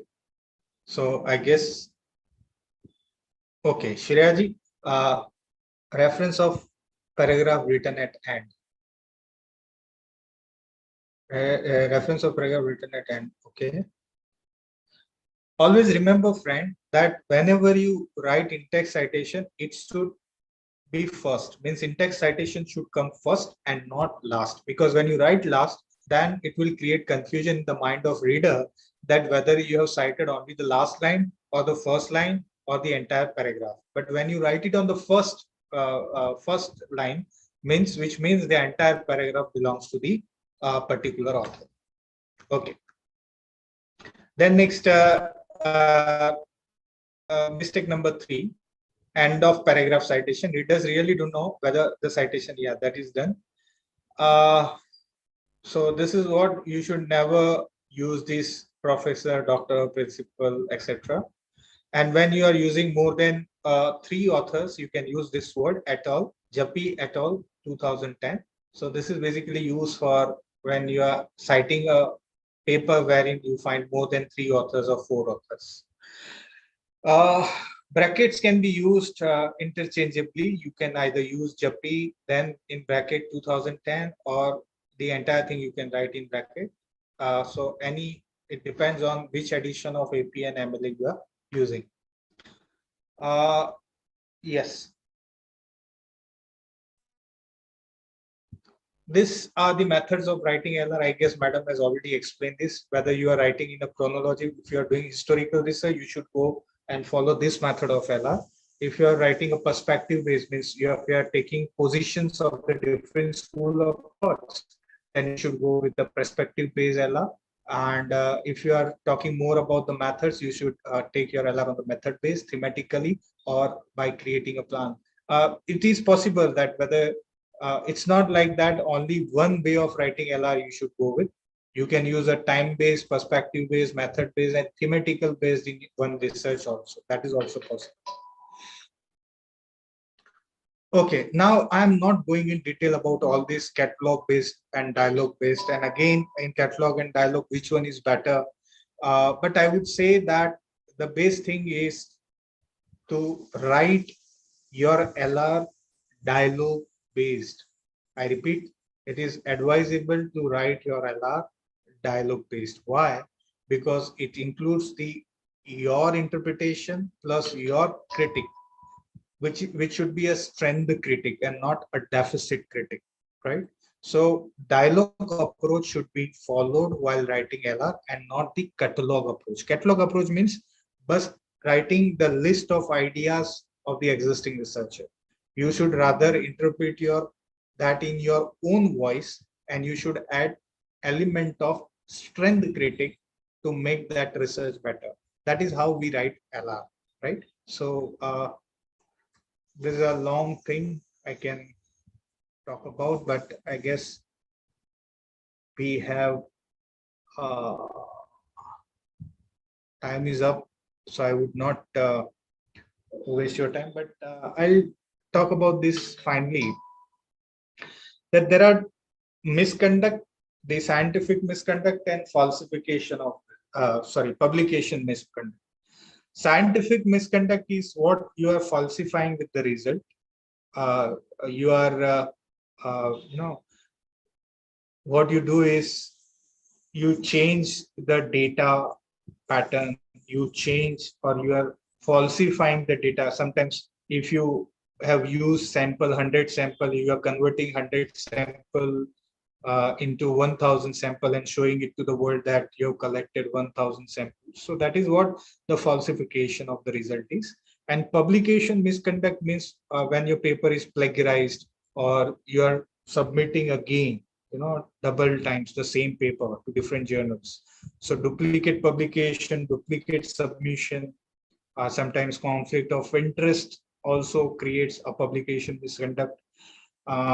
Then conflict of interest means if you are working in some laboratory where you are not supposed to show it to the world about that, and so it is against basically code of conduct, showing to the world, which is still under process. You are going against the code of conduct of that is also part of publication misconduct. Appropriate identification of all co-authors. Sometimes the one author has really worked well, hard, and you are not giving credit to him, and you are putting his name to third or fourth, or even you are not citing the work of that co-author. That is again publication misconduct. So friends, that's it. I'm stopping here. Sunday, so will not waste your time.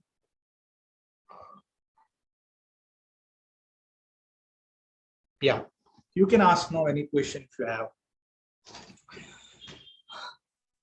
Okay, the floor is open for questions. Yeah. So those who would like to ask questions, you can type them in the chat box, or I think you can also unmute and ask them.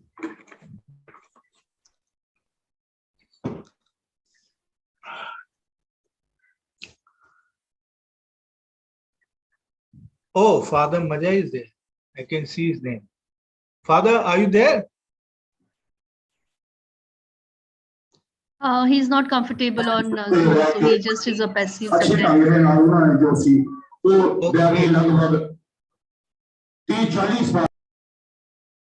Annabelle, we can take some questions, please. Father, Yes, ma'am. how are you? Fine, very fine. Thank you. Pleasure. It's my pleasure you attended the session, sir. Good afternoon, Father. Thank you so much for being there. Good afternoon. Good afternoon. Can we continue with the session question answer? We are already late. Yes, Annabelle, there is a please take question questions. from Mayur. How much % of self plagiarism is accepted when you submit your thesis? It depends. There are many journals who are accepting up to 15%, right? So it depends on journal. You have to refer the guidelines of the journal. They are accepting up to what percentage. But maximum I've seen that a good journal is accepting up to 15% only. So you should always try that your paper should not be plagiarized more than 15%.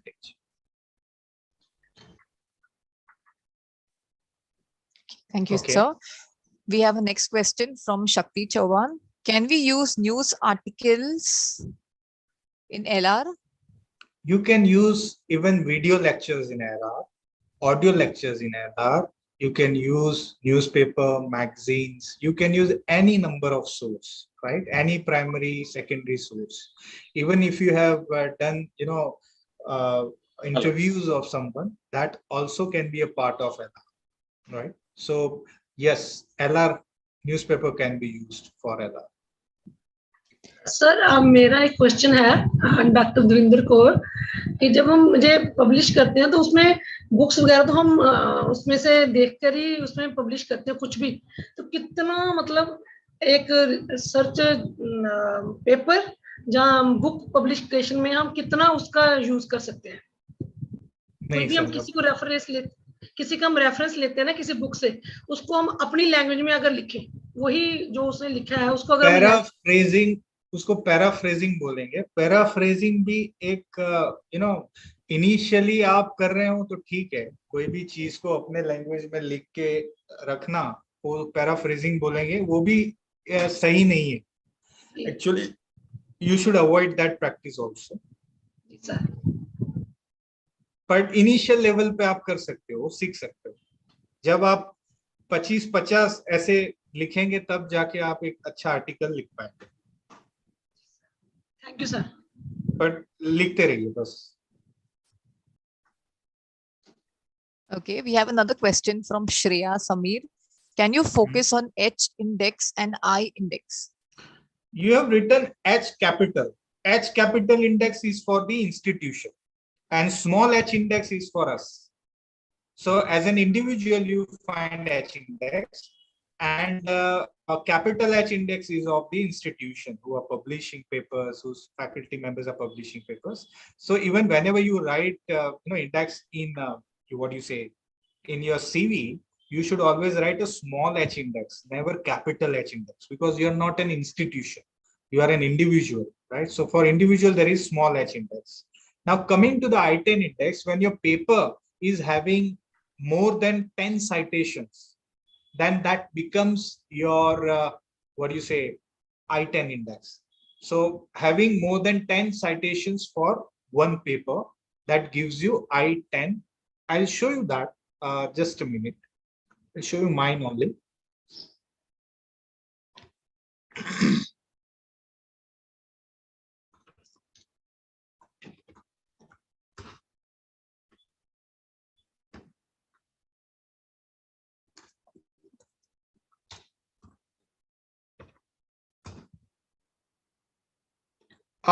You see, I'll show you my profile.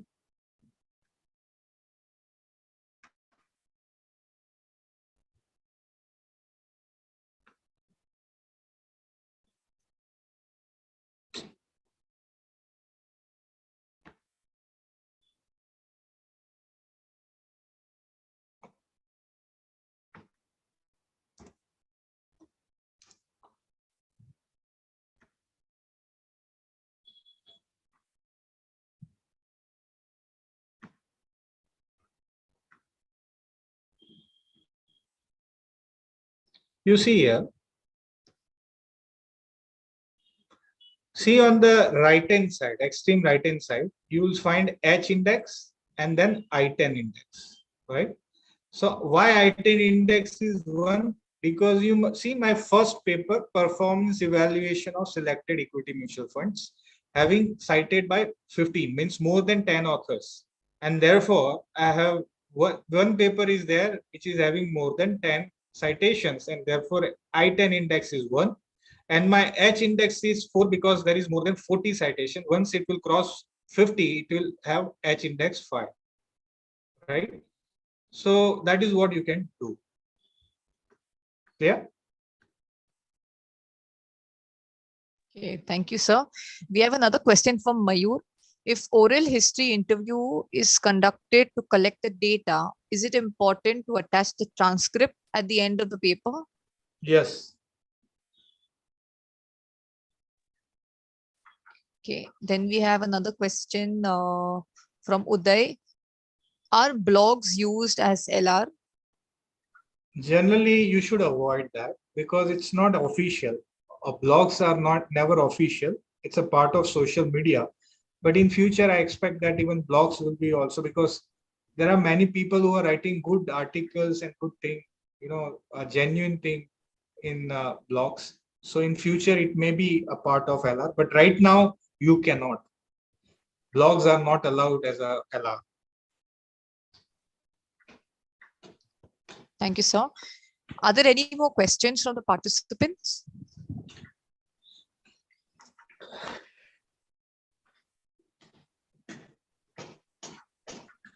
Okay, we can take this as a last question. Yeah, if citing article thoroughly reading is important, or by findings and result is enough? I didn't get that. Can you repeat? If citing an article thoroughly reading is important, or by findings and result is enough?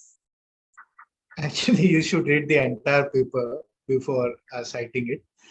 But see, just by reading findings, you'll not be able to know why and how the researcher has evaluated or researched the things. So you should read the entire paper. But I've seen nowadays people are using some shortcut approach. They read abstract and they summarize the entire paper based on the abstract, and then they write literature. That is not the correct practice. You should read the entire article if you are citing, and you should always cite the journal articles more than the other source of researches, because journals gives you existing research. Actually, rest of the things will not give you the scholarly literature, they will give you popular literature.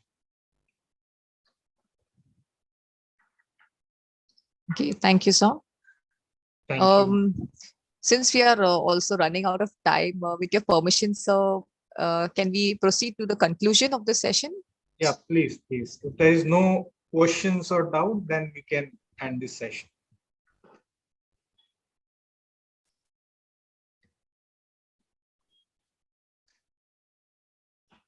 Preeti ma'am, can I proceed to the conclusion, or should I wait for a minute or two? Yes, ma'am. Yes, today's session. You can proceed with the session. Sir's session is always very insightful. That's why I mentioned it's a comprehensive session of entire research methodology. So we are always very grateful to sir because he gives his time and he gives the holistic approach, I can say, about the research from where to start till where to end. So I think, Rivalo ma'am, we can conclude this session. The session was indeed a great session and everyone has enjoyed. Despite of Sunday, sir, अगर ये Sunday इतना productive हो तो मुझे लगता है कि लोगों को कभी भी परेशानी नहीं होगी. And morning आपने बता दिया है. बैठे हुए सब गाली दे रहे होंगे ये Sunday. नहीं ऐसा नहीं है सर. वो लोग researchers हैं वो नहीं दे Sunday भी का एक भी मिलता है नहीं पता because academicians and researchers are always ready to learn and this is the platform which always gives this. In fact, आज का दिन ज़्यादा productive भी होता है because we are actually focusing on our learning 100% जिसे कि आप बोलते हैं because we are with you.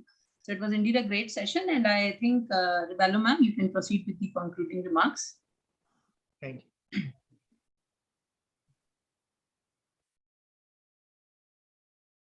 Ma'am? Yes, ma'am. Yes, ma'am. We can end the session. I think if like everyone is okay, so ma'am, shall we wrap up the session now? Yes, ma'am. Yes, ma'am. Thank you so much. So thank you, sir, and thank you all the dear participants. Thank you once again. Thank you, thank sir. You all. Thank you for have a nice Sunday. Have a nice learning. And tomorrow, I think, is the last day. If I'm not wrong, ma'am. Tomorrow is the last day of the session, and the evening 4 o'clock. So tomorrow, all of you please join and have the learnings of the differential statistics, which is again a very integral part of the research, and followed by the other writings.